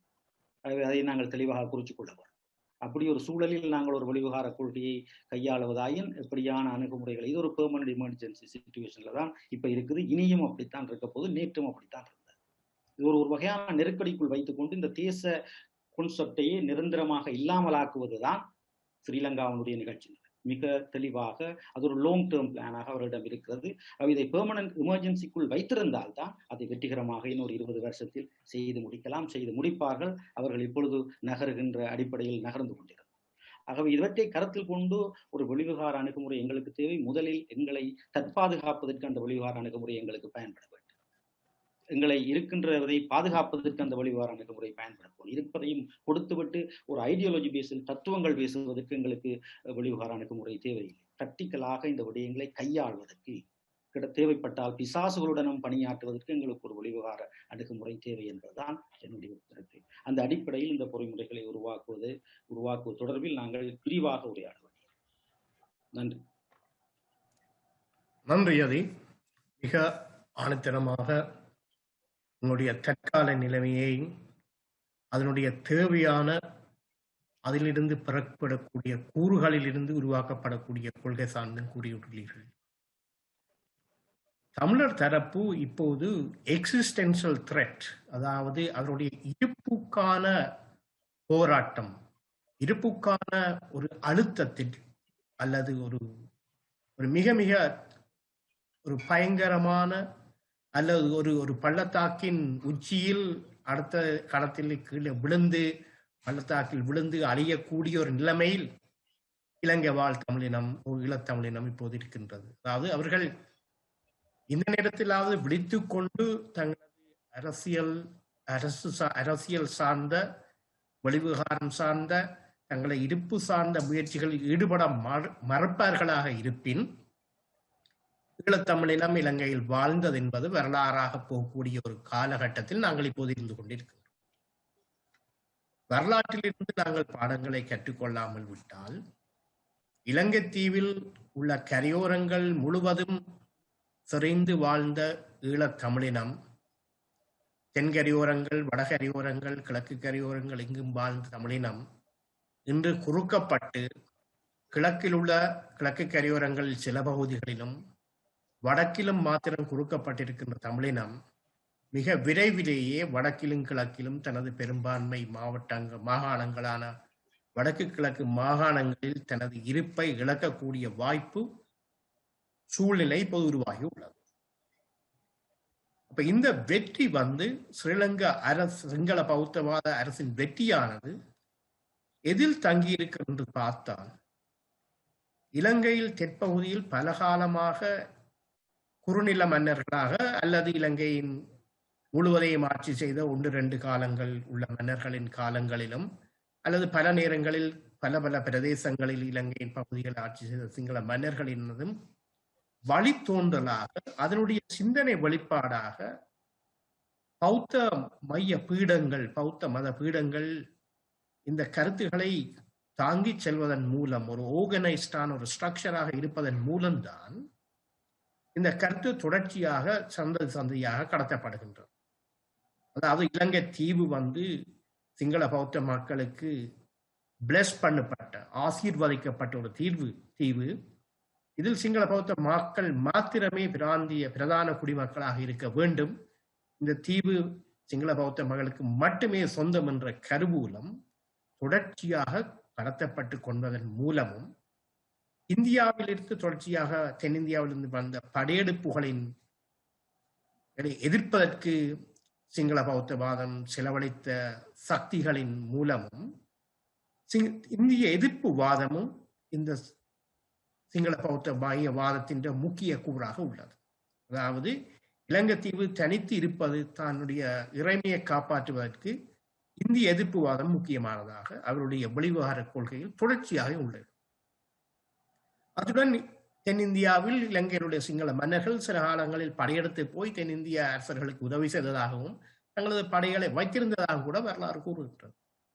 ஆகவே இந்த தொடர்ச்சியான வரலாறு, அதாவது வெளிவிவகாரத்தை கையாள வேண்டிய வரலாறு, இலாந்தன் கூறியதன் போல இந்தியாவை கையாளுவதற்கான வரலாறு சிங்கள பௌத்த மையவாதத்திடம் மிக திறமாக, மிக சிறப்பாக மையம் கொண்டு தொடர்ச்சியாக செயற்பட்டு கொண்டிருக்கின்றது.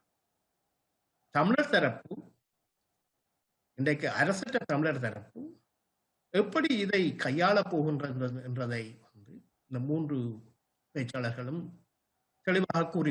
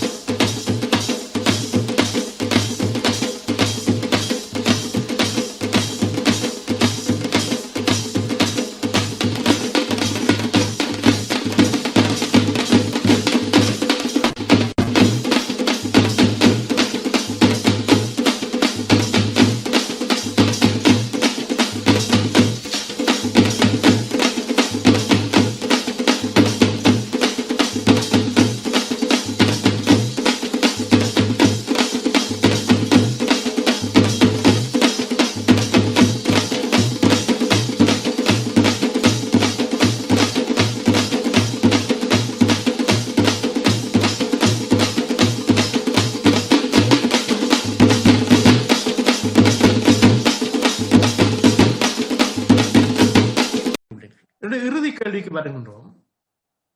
எனவே நாங்கள் 3 பேச்சாளர்களும் ஓரளவு கொடிகாட்டியுள்ளார்கள். அதாவது இதில் ஆறாறு இந்த கட்டமைப்பு சார் முயற்சிகளில் ஈடுபட வேணும் என்றது ஏற்கனவே ஓரளவு குறிக்கப்பட்டுள்ளது. இதை எப்படி ஏற்படுத்த வேண்டும் என்றதையும் பற்றி குறிப்பிட்டுள்ளார்கள். இதை கொஞ்சம் ஆழமாக பார்க்க விரும்புகின்றோம். ஏனென்றால் இந்த கடந்த காலங்களில் கற்றுக்கொண்ட பாடங்களை பார்க்க, அதாவது 2 முக்கியமான வெளிவிகார செயற்பாடுகள்ல தாயகமும் சரி டயஸ்போராவும் ஈடுபடுகின்றது. ஒன்று இந்தியா சார்ந்த இலங்கை தமிழ் மக்களுக்கும் இந்தியாவுக்கும் இடையான உறவாடல்கள் சம்பந்தமான வெளிவிகார செயற்பாடுகள். அதாவது இந்தியாவுடைய 13வது சட்ட, இந்தியாவுடைய இலங்கை இந்திய ஒப்பந்தம், அதனால் விளைந்த 13வது அரசியலமைப்பு திருத்தம், அதனால் விளைந்த மாகாண சபைகள் சம்பந்தமான விஷயங்கள் ஒன்று. வடக்கு கிழக்கு மாகாணங்களிலும் மிக குறிப்பாக இலங்கை தீவிலும் இந்தியா பொருளாதார ரீதியில் எப்படி அதை இலங்கையை தனது கட்டுப்பாட்டுக்குள் கொண்டு வருவதற்கான இன்டிகிரேஷன் முயற்சிகள் எப்படி நடைபெறுகிறது 2வது விஷயம். இந்த 2 விஷயங்களும் மற்றது இதனுடைய படையம் சார்ந்த செக்யூரிட்டி பேஸ்ட் முயற்சிகள் ஆக்டிவிட்டிஸ் 3வது. இந்த 3 முயற்சிகளும் சேர்ந்து இந்தியா சார்ந்த ஒரு நிலையை இலங்கை அரசு தனது கொள்கைகளை வகுத்திருக்க போதும் தொடர்ந்து கடைப்பிடித்துக் கொண்டிருக்கின்ற போதிலும் தமிழர் தரப்பு அதை சம்பந்தமாக பேச வேண்டிய, சிந்திக்க வேண்டிய, செயற்பட வேண்டிய கட்டாயம் இருக்கின்றது. அது அடாக் பேசிஸில் இருக்கின்றது தெளிவு. இது ஒரு முக்கியமான ஒரு கூறு. அதாவது இந்தியா சார்ந்து தமிழர் தரப்பினுடைய கொள்கை வகுப்பு எப்படி இருக்க வேண்டும் என்பது முக்கியமான விஷயம். அடுத்தது இப்ப இருந்து கொண்டிருக்கின்ற பிரச்சனையான தமிழர் தரப்பினுடைய ஒரே ஒரு கோரிக்கையான நீதிக்கான தேவை, போர்க்குற்ற மீறல்கள், இனப்படுகொலைகள், இதற்கான நீதிக்கான செயற்பாடுகள் ஐக்கிய நாடுகள் மனித உரிமை ஸ்தாபனத்தில் நடைபெற்றுக் கொண்டிருக்கின்றன. இது எங்க போய் முடிய போகின்றதோ, அல்லது இது சாதகமாக முடியுமோ, அல்லது இன்னொரு 10-15 வருஷம் இது வீடாக போகின்றதோ, அதாவது இலங்கை அரசுக்கு இது ஒரு காலத்தை கொடுப்பதன் மூலம், அதாவது இராணுவ வெற்றிக்கு பிறகு அரசியல் வெற்றியை பெறுவதற்கு கால நீடிப்பை கொடுப்பதன் மூலம் தமிழ் மக்கள் இங்கிருந்து இல்லாமல் போகின்ற சூழ்நிலை வரப்போகின்றதோ என்றது அடுத்த விஷயமாக இருக்கு. அப்ப இந்த யூஎன் ப்ரோசஸ்ல இருக்க வேண்டிய செயற்பாடுகள் எப்படி இருக்க வேண்டும் எங்களை கடந்த காலம், இந்த மிக குறுகிய காலத்துல சில வாரங்களுக்கு முன்பு தமிழர் தரப்பில் ஏற்பட்ட கருத்துருவாக்கங்கள் சில விஷயங்களை தெளிவாக சொல்லி நிற்கின்றன. அதாவது ஒவ்வொரு தரப்பும், இதில் ஈடுபட்ட எல்லா தரப்பும்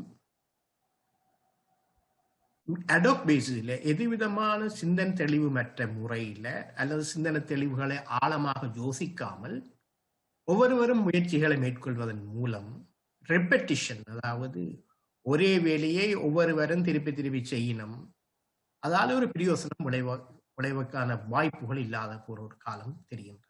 அதாவது ஒரு அமைப்பு ஏ ஒரு விஷயத்தை செய்தால் அமைப்பு பியும் அதைத்தான் செய்ய விடுகிறது, அமைப்பு சியும் அதைத்தான் செய்ய விடுகிறது. ஆனால் அடிப்படையில் எல்லாத்தையும் பார்த்தால் எல்லாரும் ஒரே கருத்திலேயே நிற்கணும். அதனால் அமைப்பு ABCDE இல்லை, ஒவ்வொருவரும் ஒவ்வொரு விஷயங்களை கூறுகின்றோம். ஆனால் எல்லாரும் அடிப்படையில பார்த்தால் ஒரே நோக்கத்திலே இருக்கணும். அப்ப இதுல இருக்கிற பிரச்சனை என்னன்னா, அந்த வெளிவார கொள்கைகளோ ஒரு கொள்கைகள் அமைப்புகள் மேற்கொள்ளப்படுக்க இந்த 5 அமைப்போ 6 அமைப்போ ஒவ்வொன்று பேருக்கும் இருக்கிற புலமைசார் ஆட்கள் மிக குறைவாக இருக்கின்றன. அவர்கள் ஒவ்வொருவரும் கலந்துரையாடாமல் தனித்தனிய சில விஷயங்களை செய்வதன் மூலம் அது பாதிப்பு தமிழர் தரப்புக்கே வருகிறது. அப்ப இந்த கட்டமைப்பு ஒரு ஸ்ட்ரக்சர் உருவாக்குறது மிக மிக முக்கியமான கட்டமாக இருக்கிறது. இப்ப ஜெனீவா UNHRC ப்ரோஸில் இந்த கட்டமைப்பு இருந்திருந்து என்றால் தமிழர் தரப்பு மிக ஆணித்தரமாக சில கோரிக்கைகளை முன்வைக்க வேண்டும் முயற்சித்திருக்கலாம். இதற்குரிய நெகோசியேஷன் ஸ்பேஸை உருவாக்கி இருக்கலாம். அதன் மூலம் மேற்கத்திய நாடுகளுக்கு தெளிவான செய்தியை கொடுத்திருக்கலாம். அதுக்கு அந்த வாய்ப்பு தவறவிடப்பட்டுள்ளது.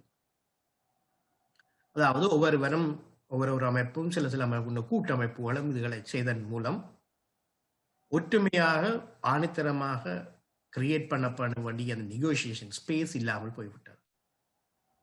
இது எதிர்வரும் காலங்களில் வரக்கூடாது, நடக்கக்கூடாது.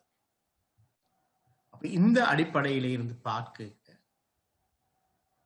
இலாந்தன் கூறியது போல நீண்டகால வெளிவார செயற்பாட்டில் தாயகம், புலம்பெயர்ந்தோர், தமிழகம், இந்த மூன்றில் இருக்கிற புலமைசார் மக்கள், அவர்களுக்கு அந்நியமாக செயற்படக்கூடிய அனுசரணையாளர்கள் சேர்ந்து செயற்பட்டு ஒரு கொள்கையை வகுத்து அதை இம்ப்ளிமெண்டேஷன் ப்ரோசஸ் ஒன்றையும் அதை யார் இம்ப்ளிமெண்ட் பண்றது, எப்படி இம்ப்ளிமெண்ட் பண்றதை பற்றி ஒரு நீண்ட கால திட்டம் ஒன்று தேவை. ஜதீந்திரா கூறினதன் போல உடனடியாக பேர்னிங் இஷ்யூஸ்ல உடனடியாக இடைக்கால அளவிலேயாவது ஒரு இன்டரிம் பேசிஸ்லயாவது ஒரு ஒரு ஒரு ப்ரோசஸ் ஒன்று உருவாக்கப்பட வேணும் என்றது இரண்டாவது விஷயம். இந்த ரெண்டையும் நாங்கள் கூட்டி சேர்ந்து கணேசலிங்கம், பேராசிரியர் கணேசலிங்கத்திடம் கேட்க வேண்டிய கேள்வி வந்து, உடனடியாக நாங்கள் செய்ய வேண்டிய வேலை என்ன? உடனடியாக இந்த அமைப்புகளை நாங்கள் பேச்சளவில் இல்லாமல், எழுத்தளவில் இல்லாமல், செயலளவில் உருவாக்குவதற்கான முதல் படி என்ன செய்ய வேண்டும்? இந்த படியில யார் யார் பங்கு பெற்ற வேணும்? ஆண்டிகள் கூடி மடங்கட்டியலாண்டு கருத்து இருக்கு. தமிழரை பொறுத்தவரை கிட்டத்தட்ட நாங்கள் ஆண்டிகள் தான் எல்லாரும். ஆனால் சில ஆண்டிகள் வந்து உடல் வலு உள்ளவர்களாக இருப்பார்கள்.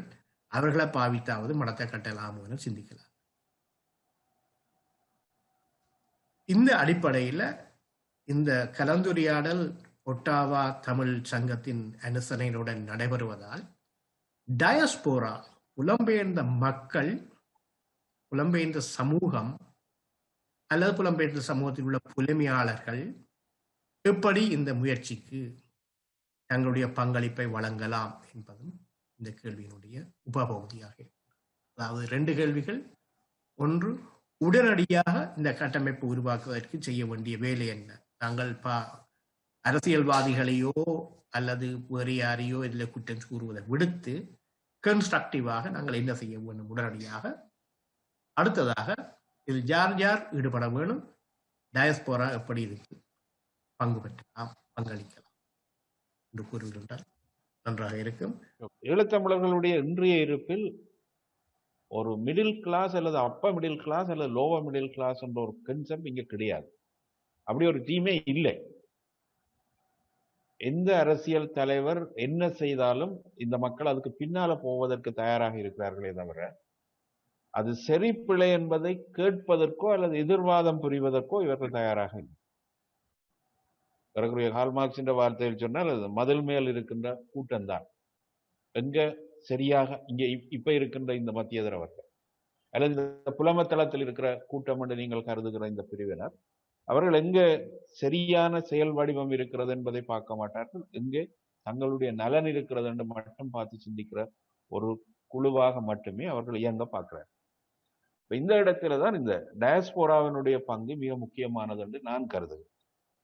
டயஸ்போரா எப்படி இந்த இடத்தில் இயங்க வேண்டும் ஏன்னு சொன்னா, ஏறக்குறைய எங்கட அந்த middle, upper middle, lower middle எல்லாவற்றையும் அள்ளி கொண்டு போனவர்கள் டயஸ்போராக்காரர்கள்.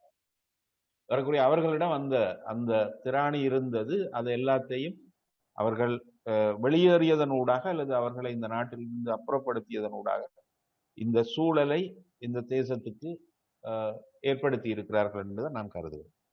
அவை நிச்சயம் நேரடியாகவே இப்போது நீங்கள் உரையாடுவது போல், இன்றைய களத்தில் உரையாடுவது போல் நேரடியாகவே இந்த அரசியல் தலைமைகளோடு இது தொடர்பான உரையாடலை உடனடியாக நீங்களே ஆரம்பிக்கவும். இந்த அரசியல் தலைமைகள் இப்போது எப்படி ஜெனீவாக்காக ஒரு கையெழுத்திட கட்டி போடப்பட்டார்களோ அதே போன்ற ஒரு சூழலை எதிர்காலத்தில் உருவாக்க வேண்டிய ஒரு கட்டாயப்பாடு ஒரு பக்கம் நிச்சயமான ஒரு தேவை எழுந்திருக்கிறது. அதை நான் நினைக்கிறேன், இந்த புலத்தில் இருக்கிறவர்கள் செய்வதை விட புலம்பெயர்ந்தவர்களும் தமிழகத்தவர்களும் செய்கின்ற போது ஒரு ஆரோக்கியமான ஒரு வடிவம் முதல் கட்டத்தில் எழும் என்று நான் நினைக்கிறேன். ஒன்று. இரண்டாவது, இந்த foreign policy குறித்துடைய நியமங்களை பெருமளவுக்கு முதலில் புலமை தளத்தில் கட்டவர். இங்க எனக்கு முன்னே பேசின இலாண்ணையும் சரி, அதீந்திராவும் சரி குறிப்பிட்டது போல் ஒரு பேஸை நாங்கள் உருவாக்குவதற்கு அது எத்தகைய பேஸாக இருக்க வேண்டும், அது உடனடியானதாக இருக்க வேண்டுமோ லாங் டேர்மாக என்னை பொறுத்தவரையில் இந்த லாங் டேர்மும் ஷோர்ட் டேர்மும் கட்டாயம் தேவை. ரெண்டும் ஒன்றாக இருக்கணும். எங்கள்கிட்ட லாங் டேர்ம் இருக்கட்டும், அதை ஒரு மூலையில் வைத்துக் கொள்வோம். ஷார்ட் டேர்மை இப்போ முதலில் ஓபன் பண்ணுவோம். இந்த ஷார்ட் டேர்ம் பாலிசிகள் அனைத்தும் ஒரு காலப்பகுதியில் இந்த லாங் டேர்ம் பாலிசி குறித்துடைய பேஸை தரக்கூடியதாக அல்லது அந்த ரெக்கார்டை தரக்கூடியதாக ஒரு செயல் வடிவத்தை நாங்கள் ஏற்படுத்த திட்டம். இந்த ஆஃப் லீட் என்பது போல் நான் சொல்லுகிறேன். அதாவது இந்த ஒரு வகையில் நாங்கள் ஷார்ட் டேர்ம்களை ஃபில் பண்ணி கொண்டு போக எங்களுக்கு லாங் டேர்மினுடைய எண்ணப்பாங்கும் சாத்தியப்பாடும் மிக இலகுவாகும். அவை இதுக்கு உரித்துடைய முதல் வடிவம் புலமைத்தளத்தில் உரையாடப்பட்டு டிராப்ட் ஒன்று போடப்பட்டு அதுல யார் முதன்மைப்படுதல், இந்த உரையாடலை யார் கொண்டு செல்லுதல் என்றால் கட்சிகளுக்குள்ளே இருக்கிற அல்லது மக்களால் தேர்ந்தெடுக்கப்பட்டு இருக்கக்கூடியவர்களில் ஒரு குறிப்பிடப்பட்ட நபர்கள் கட்டாயம் இந்த இடத்தில் இந்த ரோலில் பங்கெடுக்க வேண்டும்.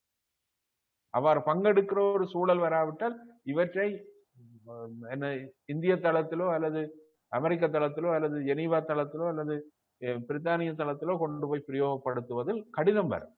இப்ப டயஸ்போரா முயற்சிக்கலாம், ஆனா அதில் ஒரு சப்போர்ட் வழங்கக்கூடியவர்களாக அல்லது இந்த பிளாட்ஃபார்மை ஓபன் பண்றவர்களாக பெருமளவுக்கு பாராளுமன்றத்தில் தேர்ந்தெடுக்கப்பட்ட அரசியல்வாதிகள் நிச்சயமாக பங்கெடுக்க வேண்டும். ஆகவே அவர்களிடமிருந்து ஒரு அணியினரை உருவாக்க வேண்டும். அந்த உருவாக்குவதற்குரிய ஒரு பின்புலத்தை நீங்கள் தான் ஏற்படுத்த வேண்டும். அதாவது டயஸ்போரா தான் ஏற்படுத்த வேண்டும். அவர் டயஸ்போராவினுடைய சொற்களை ஓரளவு கேட்கிறவர்கள் என்ற ஒரு மனநிலை இப்போது எங்களிடம் இருக்கிறது. நான் நினைக்கிறேன் எங்களுடைய உரையாடல்கள்லாம் அவர்கள் பெரிய அளவில் முதன்மைப்படுத்துவார்களா என்றது எனக்கு தெரியவில்லை. அவ்வாறானால் இதுவரை காலத்திலும் இந்த 3-4 பேர் எழுதி கொண்டிருந்த இந்த விஷயத்துக்குள்ளாலே அவர்கள் நிறைய விஷயத்தை படிச்சு இந்த மாற்றங்களே செய்திருப்பார். அவர்கள் இந்த களத்தில் இல்லை என்றுதான் நான் நினைக்கிறேன். ஆகவே இந்த அடிப்படையில் முதல் கட்டமான ஒரு செயல்பாடு நிச்சயமாக சாத்தியப்படுத்த வேண்டும். இரண்டாவது, இந்த நிலாண்ட குறிப்பிட்டது போல்தான் எங்களிடம் இருக்கிற புவிசார் அரசியலுக்கூடாகத்தான் எங்களுடைய பூகோள அரசியல். இந்தியா சொன்னால், இந்தியா வேண்டினால், இரண்டாவது அதுக்குரிய நான் என்னுடைய கடந்த பதிவிலும் நான் குறிப்பிட்டேன். இந்தியா எதை குறிப்பிடுகிறதோ அதுக்கேற்ற வகையில் இந்தியாவினுடைய சந்தையை வைத்துக் கொள்ளுகிற மேற்கு நாடுகள் எல்லாமே அதுக்குரிய நியமத்தை தங்களுக்கு குறித்துடையதாக மாற்றும். அவை இந்த புவிசார் அரசியலுக்கூடாகத்தான் எங்களுடைய பூகோள அரசியலினுடைய பிரவாகத்தினுடைய முழுமை தங்கி இருக்கிறது. அவை அந்த பொறிமுறை என்பது சீனாவும் எங்களுக்கு இன்னொரு பக்கத்தில் ஒரு வலுவான சீனாவுக்கும் இலங்கை அரசாங்கத்துக்குமான உறவாடல் என்பது எங்களுக்கு இதில் இன்னும் ஒரு வலுவான ஒரு களத்தை எங்களுக்கு இலகுபடுத்தி இந்த இலகுபடுத்தலுக்குரிய வாய்ப்பை பிரயோகப்படுத்துவதற்கு உண்மையில் இந்தியாவை அணுகுதல், இந்தியாவை பின்பற்றுதல், இந்தியாவோடு சேர்ந்து இயங்குதல், அடிமைப்படுதல் அல்ல. நான் குறிப்பிடுவது அடிமைப்படுவதல்ல, இந்தியாவோட அல்லது இந்தியாவை எதிர்ப்பதென்றால் இந்தியாவை நிராகரிப்பதல்ல. இங்கே எங்களுடைய நலன்களுக்கு ஏற்ற வகையில் இந்தியாவினுடைய நகர்வுகளை எப்படி நாங்கள் அசஸ் பண்ணுவதும் அதுக்குள்ளால் எப்படி இயங்குவதும் என்பது பற்றிய எண்ணத்தோடு வாஷிங்டனையும் அதே போன்று லண்டனையும் அதே போன்று ஒட்டாவாவையும் நாங்கள் பேஸ் பண்ண தயாராகும். இதுதான் என்னை பொறுத்தவரையில் நாங்கள் உடனடியாக செய்ய வேண்டும். நிச்சயமாக ஒரு பாலிசி டிசைன் உடனடியாக செய்ய வேண்டும். அந்த பாலிசி டிசைனை நாங்கள் செய்துவிட்டு எது முன்கூட்டியது, எது அவசியமானது, எது இப்போது எங்களுக்கு தேவையானது என்பதை முன்னிறுத்தி இந்த வகை களங்களை அல்லது இந்த களத்தை அடையாளம் காணப்பட்ட இந்த 3 தளத்திலையும் அடையாளம் காணப்பட்ட பிரிவினர்களை முன்னிறுத்தி இந்த அரசியலினுடைய நகர்வுக்குரிய போக்கை அடுத்த நிலைக்கு கொண்டு செல்ல வேண்டும் என்று நான் நினைக்கிறேன். புதுடில்லியில் சரணடைவதல்ல எங்களுடைய நோக்கம். புதுடில்லியில் இருக்கக்கூடிய வாய்ப்புகளை எப்படி நாங்கள் பயன்படுத்திக் கொள்ளும். ஏன்னா புதுடில்லிக்கு இப்போது ஒரு தாகம் தொடங்கி இருக்கு. அந்த தாகம் எங்க போய் முடிய போகுதுன்னு தெரியல. அந்த தாகத்துக்குள்ளே இப்போது நான் நினைக்கிறேன் 4 மீனவர்கள் கொல்லப்பட்டது ஒரு வார்னிங்கோட ஆரம்பிக்குது ஒரு தளத்தில். ஜெய்சங்கருடைய விஜயத்துக்கு பிறகு கொஞ்சம் புதுடில்லியினுடைய போக்கில் சில மாறுதல்கள் தேவைப்படுது. இரண்டால் ஒரு சொலிட் அல்லது ஒரு ஃபுல் ஃப்ரீடமான ஒரு சூப்பர் பவருக்குரிய ஒரு அம்பிஷனை சீனா எடுத்துவிடும் என்ற ஒரு அச்சம் உலகத்தில் எல்லா இடமுமே ஏற்பட்டு விட்டது. அது ஜோ பைடன் பெருமளவுக்கு இந்த உலகத்தில் ஒரு ஆதிக்க வலுவுடைய ஒரு தலைமையை ஏற்படுத்த போவதில்லை என்பது அவருடைய பேச்சுக்களிலும் உரையாடல்களிலும் வெளிப்படுத்தல்களிலும் தோன்றுகிறது. அவை நிச்சயம் இங்கே இந்தியர்கள் வகுத்து கொண்ட அல்ல இந்தியர்கள் முன்கூட்டியே இருந்த சில உபாயங்கள் பெருமளவுக்கு ஒரு நெருக்கடிக்குள் தள்ளப்படுகின்ற ஒரு சூழல் வர தொடங்கி இருக்கின்றது. அவை இந்த இடம் அதுவும் மிக முக்கியமானது. இந்த களம் ஒரு நீண்ட காலத்தில் நிலைச்சிருக்க போவதில்லை என்பதும் இதில் நாங்கள் அவதானிக்க வேண்டிய விடி. இது மிக வேகமாக இது நகரும். இப்ப நீங்க முதல்ல ஒரு கேள்வி கேட்டீங்க, இது எப்படி அழிந்து போகும் என்று சொன்னால், அது எப்படி அழிந்து போகும் என்று சொல்லி சொன்னால், அது ஸ்ரீலங்காவா போகுதா அல்லது அது என்ன சவுத் லங்காவா போகுதா எனக்கு தெரியாது. ஆனால் இதனுடைய முழு வடிவமும் வேற ஒரு நியமத்துக்குள் போகும். ஒன் ரோட் ஒன் பெல்ட்டினுடைய வெற்றியும் உத்தியும் பொருளாதாரத்தினுடைய வலிமையும் சீனர்கள் உலகத்தினுடைய மிக முதல் தேசமாக மாற்றப்படுகிற போது அது எப்படி திபெத்தை எப்படி அவர்கள் கையாண்டிருக்கிறார்களோ அதே மாதிரியான உபாயங்கள் எல்லாம் இங்க வேகமாக நகருகிறது. அது நினைக்கிறேன் போர் முடிந்த பிற்பாடு உடனே அது தொடக்கினார்கள். அதான் அவர்கள் திபெத்தை அல்லது சீனாவில் அவர்கள் படித்து வந்த நிறைய விஷயங்களை இங்க அறிமுகப்படுத்தி செயல்படுத்த முயற்சித்தார்கள். அதுக்கு சில வேளைகளில் இந்த இடைப்பட்ட ஒரு 5-6 ஆண்டு காலம் 4 வருடம் பெருமளவு அவர்களுக்கு சில நெருக்கீடுகளை தந்தது. அவர்கள் மீளவும் அதே பாணிக்குள் போகின்ற ஒரு போக்கை ஏற்படுத்தி விட்டார்கள். இப்ப திபெத் உண்மையா திபெத்தியர்களிடம் இல்லை என்பது போல் தான் வடகிழக்கினுடைய இருப்பு அமையும். ஆகவே இந்த இடைப்பட்ட காலம் என்பது இப்போது ஜோ பைடனுடைய வருகை அல்லது பிஜேபியினுடைய இருப்பு அல்லது இந்த புவிசார் அரசியல் ஏற்படுகின்ற சின்ன சின்ன மாற்றங்களினுடைய நிலைத்திருப்பு என்பது என்னை பொறுத்தவரையில் ஒரு நீண்ட காலத்துக்கு உரித்துடையதாக எனக்கு தோன்றது. இதையும் சில வேளைகளில் காணாமல் போய் முழுமையான ஒரு இன்னொரு வடிவம் உண்டு, சீன சார்பு வடிவம் ஒன்றை முதன்மைப்படுத்துகின்ற ஒரு சூழல் ஏற்படலாம் என்ற ஒரு அச்சமும் இந்த இடத்தில் இருக்கிறது. அதுக்குரிய காலப்பகுதி வேகமானது. அவை நாங்கள் உரையாடுவதும் பேசுவதும் திட்டமிடுவதும் அதுக்கு காலத்தை நாங்கள் செலவழிக்கின்ற போதெல்லாம் அது வேற ஒரு வடிவத்துக்குள்ளால் அந்த காலத்தினுடைய பகுதி பயணிக்க போகிறது அல்லது இயங்க போகிறது. அவை அதையும் கருத்தில் கொள்ளுதல் அவசியம் என்று நான் இந்த இடத்தில் குறிப்பிடுகிறேன். நன்றி. அதாவது நாங்கள் இனிமேலும் பாலகுமாரன் சிந்தித்த வழியில் தாயகத்தில் தெரிவு செய்யப்பட்ட பிரதிநிதிகளும் சம்பந்தப்பட்டவர்களும் ஆர்வமுடையவர்களும் இணைந்து ஒரு குழுவை உருவாக்க வேண்டும். இப்பொழுது ஐநாவை எதிர்கொள்வதற்கு என்று 3 கட்சிகளையும் ஒரு குறைந்தபட்ச உடன்பாட்டுக்கு கொண்டு வர முடிந்ததை போல அது விடயத்திலும் ஒரு குறைந்தபட்ச உடன்பாட்டுக்கு கொண்டு வர வேண்டும். இது முதலாவது.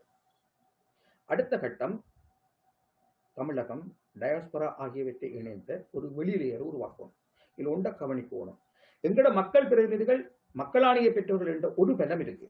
அதுக்கங்கால அவர்களிடம் அது தொடர்பான அறிவு இருக்கோ என்றது பிரச்சனை, அது தொடர்பான தரிசனம் இருக்கா என்றது அதை விட பெரிய பிரச்சனை. தவிர அவர்கள் உண்மையாகவே வாக்களித்த மக்களுக்கு பொறுப்பு கூறுகிறார்கள். நாங்கள் ஐநாவை பொறுப்பு கூறுவதை பற்றி கதைக்கிறோம். ஆனால் எங்கட எம்பிமார் தங்களுக்கு வாக்களித்த மக்களுக்கு பொறுப்பு கூறணும், அது ஒரு பிரச்சனை. அப்ப அவர்கள் தங்கள் மக்களுக்கு பொறுப்பு கூற தயாரான்று பார்ப்போம். அப்ப இந்த அடிப்படையில் நாங்கள் முதலில் ஒரு உள்குழுவை உருவாக்க வேண்டும். அடுத்த கட்டம் வெளியில இருக்கக்கூடிய டயாஸ்பராவில் இருக்கக்கூடிய தமிழகத்தில் இருக்கக்கூடிய ஆட்களை திரட்டி ஒரு வெளியிலேயரை உருவாக்கணும். இதுலயும் 20 ஆண்டுகளுக்கு முன்னுக்கு தமிழர் என்று சொன்னால் இந்தியாவில் அகதிகள் தான். சாஸ்திரி பவனில் அந்த வெளியில இருக்கக்கூடிய அந்த அந்த அந்த அந்த முதுகுடைய அந்த வாங்கு, அந்த பழைய ரயில்வே ஸ்டேஷன் இருக்கிற வாங்கு, அந்த வாங்கில் உட்கார வைக்கப்படும் அகதிதான். ஆனால் இன்றைக்கு அப்படி இல்லை. இன்றைக்கு டாலர்களோடும் பவுண்ட்ஸோடும் ஆங்கிலம் பேசிக்கொண்டு போகக்கூடிய வல்லமையோடு ஒரு பலமான டயாஸ்பரா வந்துட்டு இன்றைக்கு இந்திய கொள்கை வகுப்பாளர்களையும் இந்திய ராஜதந்திரிகளையும் சந்தித்து உரையாடக்கூடிய நிதி பலத்தோடும் மொழி பலத்தோடும் ஒரு தலைமுறை வந்துட்டு. இது ஒரு வளர்ச்சி. இந்த வளர்ச்சியை இணைக்காமல் நாங்கள் பொருள் பொருட்சி பற்றி கதைக்கலாம். ஆனால் இது ஒரு அடிப்படை பிரச்சனை என்றால் நீங்கள் அங்க நாட்டில் தடை செய்யப்பட்ட கொடிகளோடையும் நாட்டில் தடை செய்யப்பட்ட விஷயங்களோடையும் நின்றா நாங்கள் நீங்களும் உண்டாக இணையலாம். எனவே டயாஸ்பராவும் நாங்களும் ஒரு ஏற்றுக்கொள்ளப்பட்ட ஒரு பொறிமுறைக்குள் இணைவதற்குரிய ஏற்பாடுகள் அவசியம். அந்த ஏற்பாடுகள் இல்லையா நாங்கள் அங்கால போக இயலாது. பாருங்க, 2009க்கு முன்னுக்கு ஒரு சர்வதேச கடல்வெளி கொரிடோர் இருந்தது. அது ஒரு உத்தியோகப்பட்ட தடை செய்யப்பட்ட கொரிடோர் தான். ஆனா அந்த கொரிடோருக்கால எல்லாம் வந்தது போனது. 2009க்கு அப்படி ஒரு கொரிடோர் எங்கள்கிட்ட இல்லை. தனிப்பட்ட முறையில் எங்களுக்கு உதவிகள் வருது, காசு வருது, நாலேஜ் வருது. ஆனா இது உத்தியோகபூர்வ வழி அல்ல. ஆனால் அப்படி ஒரு உத்தியோகபூர்வ வழியை உருவாக்குவோம். இலங்கைக்குள்ளும் அனைத்துலக மட்டத்திலும் ஏற்றுக்கொள்ளப்பட்ட சட்டபூர்வமான ஒரு கொரிடோரை உருவாக்கி அதனூடாக டயாஸ்பராவின் நாங்களும் தமிழகமும் இடையூடினால் மட்டும்தான் ஒரு பலமான உருவாக்கலாம். மட்டுமல்ல, அந்த பாலிசியை இம்ப்ளிமெண்ட் பண்ணலாம். ஏன்னா ஃபாரின் பாலிசி இம்ப்ளிமெண்டேஷன் என்பது ஈழத்தமிழர்களை பொறுத்தவரை பெருமளவு டயாஸ்பராண்ட கையிலையும் தமிழகத்தின் கையிலும் தான் இருக்குது. நாங்கள் தமிழகத்தோட மட்டும் நிக்கலாது. இன்றைக்கு வரையும் தமிழகத்தை கையாளுவதற்கான சரியான பாலிசி எங்கிட்ட இல்லை. தமிழகம் மட்டும் தமிழகத்துக்கு வெளியே இந்தியாவில் பலமான மனித உரிமைவாதிகள் இருக்கிறார்கள், எங்களுக்கு ஆதரவானவர்கள் இருக்கிறார்கள். அவர்களை நாங்கள் எவ்வளவு கையிட்டிருக்கிறோம். மற்ற டெல்லியில நாங்கள் எப்படிப்பட்ட ஒரு ஸ்ட்ரக்சரை வச்சிருக்கிறோம், எப்படி வச்சிருக்கிறோம் என்று பார்த்தமாக இருந்தால், நாங்கள் முதலில் கட்டமைப்புகளை உருவாக்கும் போது தாயகத்தில் தெரிவு செய்யப்பட்ட பிரதிநிதிகளும் சம்பந்தப்பட்ட ஆர்வமுடையவர்களும் இணைந்த ஒரு கட்டமைப்பு, டயாஸ்பரா தமிழகம் இணைந்த ஒரு வெளியிலேயர், இதை உருவாக்கி போட்டு டயாஸ்பராவினுடைய அந்த நிதி பலமும் மொழி பலமும் அவர்களுக்கு இருக்கக்கூடிய அந்த ராஜதந்திர தொடர்புகளும் தான் இதுல பிரதானமான பலமாக மாறும். ஒரு பொலிசியை எடுத்துட்டு டயாஸ்பராவை அதை நோக்கி எடுக்கணும். ஆனா அதுல அடிப்படை பயங்கரம் என்ன, அடிப்படை பிரச்சனை என்னன்னு சொன்னால், நீங்கள் இலங்கை தீவுக்குள் ஏற்றுக்கொள்ளப்படாத அல்லது இலங்கை தீவுக்குள் சட்டவிரோதம் என்று சொல்லப்படுகிற நடவடிக்கைகளில் ஈடுபடும் ஒரு அமைப்பாக இருந்தால் நாங்கள் தொடர்பு கொள்ளாது. தாயகத்துக்கும் டயாஸ்போராவுக்கும் இடையில் இருக்க பிரதானமான தடையை இன்னைக்கு அதுதான். அந்த தடையை நீக்குவதற்கு டயாஸ்போரா அமைப்புகள் முயற்சிக்க வேண்டும். அதாவது டயாஸ்போராவில் மேற்கொள்ற நடவடிக்கைகள் இவர்களால் சந்தேகப்பட இல்லாட்டி ஒரு ரகசிய நடவடிக்கையாக தான் இருக்கும். ரகசிய நடவடிக்கையாக ஒரு foreign policy கொண்டு போக இயலாது. எனவே கட்டமைப்பை உருவாக்கும் பொழுது இது தொடர்பில் நாங்கள் புதிதாக சிந்திப்போம். உதாரணமாக யூதர்கள் 2 ஆண்டுக்கு முந்தைய அனுபவம் என்றாலும் யூதர்கள் எங்கெல்லாம் புலம்பெயர்ந்து வாழ்ந்தார்களோ 2ஆம் உலக யுத்தத்தின் போது அந்தந்த நாடுகளின் foreign policy-யுடன் நின்றார்கள். அந்தந்த நாடுகளின் படைகளில் சண்டையிட்டார்கள், அந்தந்த நாடுகளின் லேப்களில் வேலை செய்தார்கள், அந்தந்த நாடுகளில் விஞ்ஞானிகளாக இருந்தார்கள், அந்தந்த நாடுகளுக்கு எல்லா விதத்திலும் யுத்தத்தில் வெல்வதற்கான வழிகள் அனைத்திற்கும் அந்த நாட்டு சேர்த்து எதிராக இருக்கும். ஆனால் யூதர்கள் தாங்கள் வாழ்ந்த நாட்டின் யுத்தத்துக்கு ஆதரவாக இருந்தார்கள். ஆனால் யூதர்கள் என்ற அடிப்படையில் சொன்னார்கள், எல்லா நாட்டையும் எனக்கு ஒரு தேசத்தை உருவாக்கி தரும் என்ற எக்ரிமெண்டோடு அவர்கள் எல்லா நாடுகளோடு நின்றார்கள். இப்ப புலம்பெயர் தமிழர்களுக்கும் அந்த பிரச்சனை இருக்கு. அவர்கள் அங்கே இருக்கும் பொழுது அந்த அரசின் வெளியுறவு கொள்கையை மீறி போகலுமா என்ற பிரச்சனை இருக்கு. அதே நேரம் எனக்கு ஒரு தாயகம் இருக்கு, எனக்கு தேச நிர்மாணத்துக்கு நீ உதவணும் என்ற அடிப்படையில் இதுக்குரிய ஒரு புதிய பொறிமுறை ஒன்றை புலம்பெயர்ந்த சமூகம் கண்டுபிடிக்க வேண்டும். இதுக்கு கடுமையா யோசிக்கணும், இதுக்கு ஆராய்ச்சிகள் வேண்டும், இதுக்கு இருக்கக்கூடிய முன்னுதாரணங்களை பார்க்கணும். முன்னுதாரணங்கள் நாங்கள் ஒரு புதிய முன்னுதாரணமாக நாங்கள் மாறுவோம். ஈழத்தமிழர்கள் பல விடயங்களில் ஏற்கனவே புதிய முன்னுதாரணங்களாக இருக்கிறார்கள். இனிமேலும் நாங்கள் பல புதிய முன்னுதாரணங்களை உருவாக்க வேண்டும். ஒரு அரசற்ற தரப்பு தேச நிர்மாணத்தின் பாதையில் எப்படி ஒரு வெற்றிகரமான foreign policy-யை உருவாக்குவது என்ற அடிப்படையில் முதலாவது நாங்களும் புலம்பெயர்ந்த சமூகமும் இடை ஊடாடக்கூடிய ஏற்றுக்கொள்ளப்பட்ட கதவுகள் திறக்கப்பட வேண்டும். அதுக்குரிய ஏற்றுக்கொள்ளப்பட்ட கட்டமைப்புகள் உருவாக்கப்பட வேண்டும். இதுக்குள்ளால knowledge sharing மட்டுமல்ல, எல்லா அம்சங்களும் பகிரப்பட வேண்டும். அதே நேரம் இந்தியாவை கையாளுவது தொடர்பில் டயாஸ்போராவில் இருந்து அமைப்புகள் உருவாக்கப்பட வேண்டும். அவை தாயகத்தோடு ஒன்றிணைந்து அந்த foreign policy-க்கு ஏற்ப இந்தியாவை கையாள தேவையான அந்த வளம் இன்றைக்கு டயாஸ்போராட்டே இருக்கு.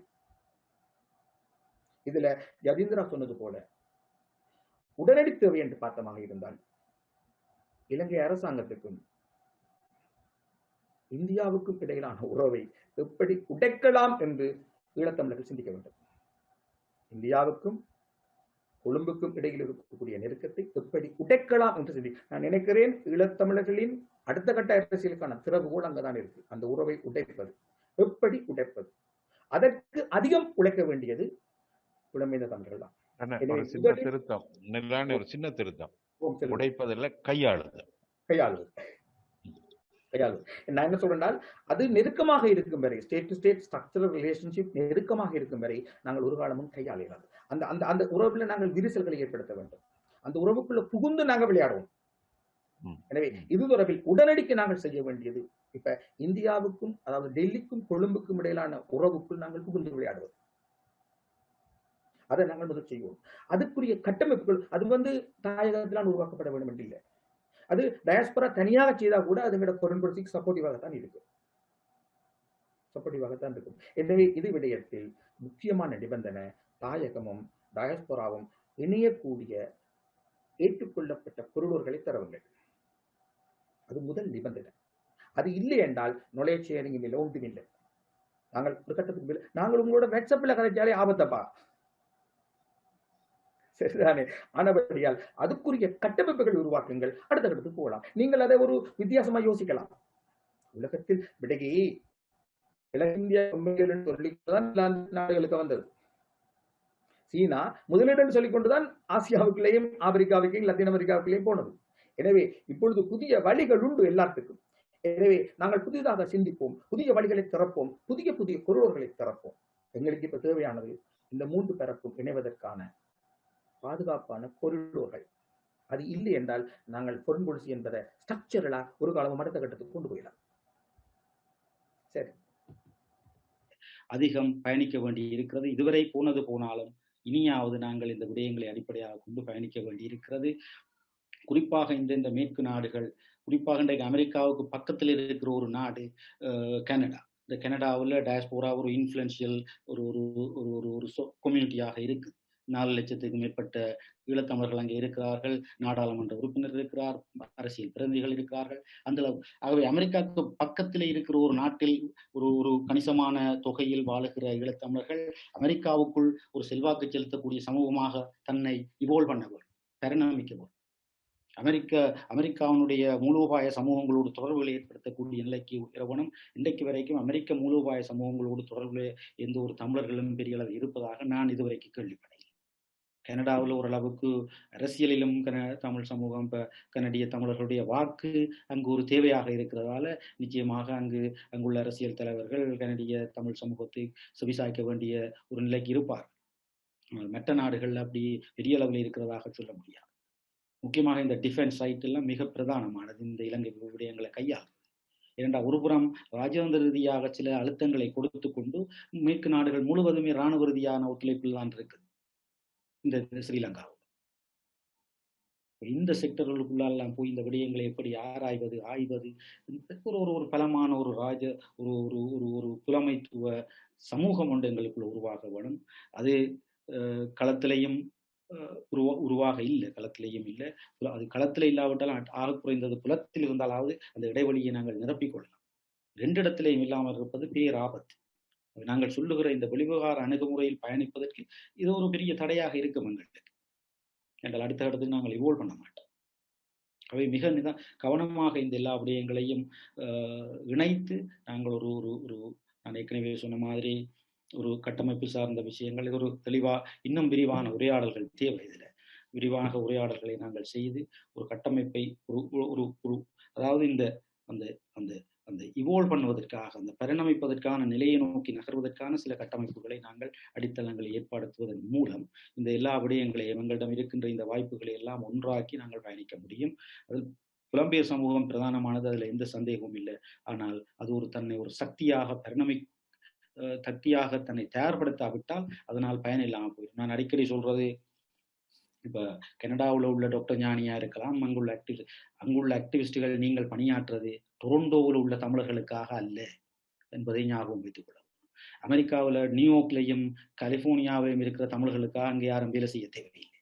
அங்கு செய்யப்படுகிற வேலைகள் தாயகத்தில் உள்ள தமிழர்களை பாதுகாக்க வேணும், வாழ வைக்க வேணும், அவர்களை இருக்கிற நிலையிலிருந்து முன்னேற்றகரமான நிலைக்கு கொண்டு போக வேணும். அரசியல், சமூக, பொருளாதார இது எல்லாவற்றுக்கும் அந்த செயற்பாடு பயன்பட இல்லை என்றால் டயஸ்போராட செயற்பாடு பிரயோசனம். இங்க இருக்கிறவர்களுக்கு அது இங்க இருக்கிறவர்களை வெற்றி நோக்கி கொண்டு போகவில்லை, ஆனால் அந்த செயற்பாடுகளில் பயனில்லை. ஆனால் டயஸ்போராக்கு ஒரு பிரதான பங்கு இருக்குது என்பது என்னுடைய அபிப்பிராயம்.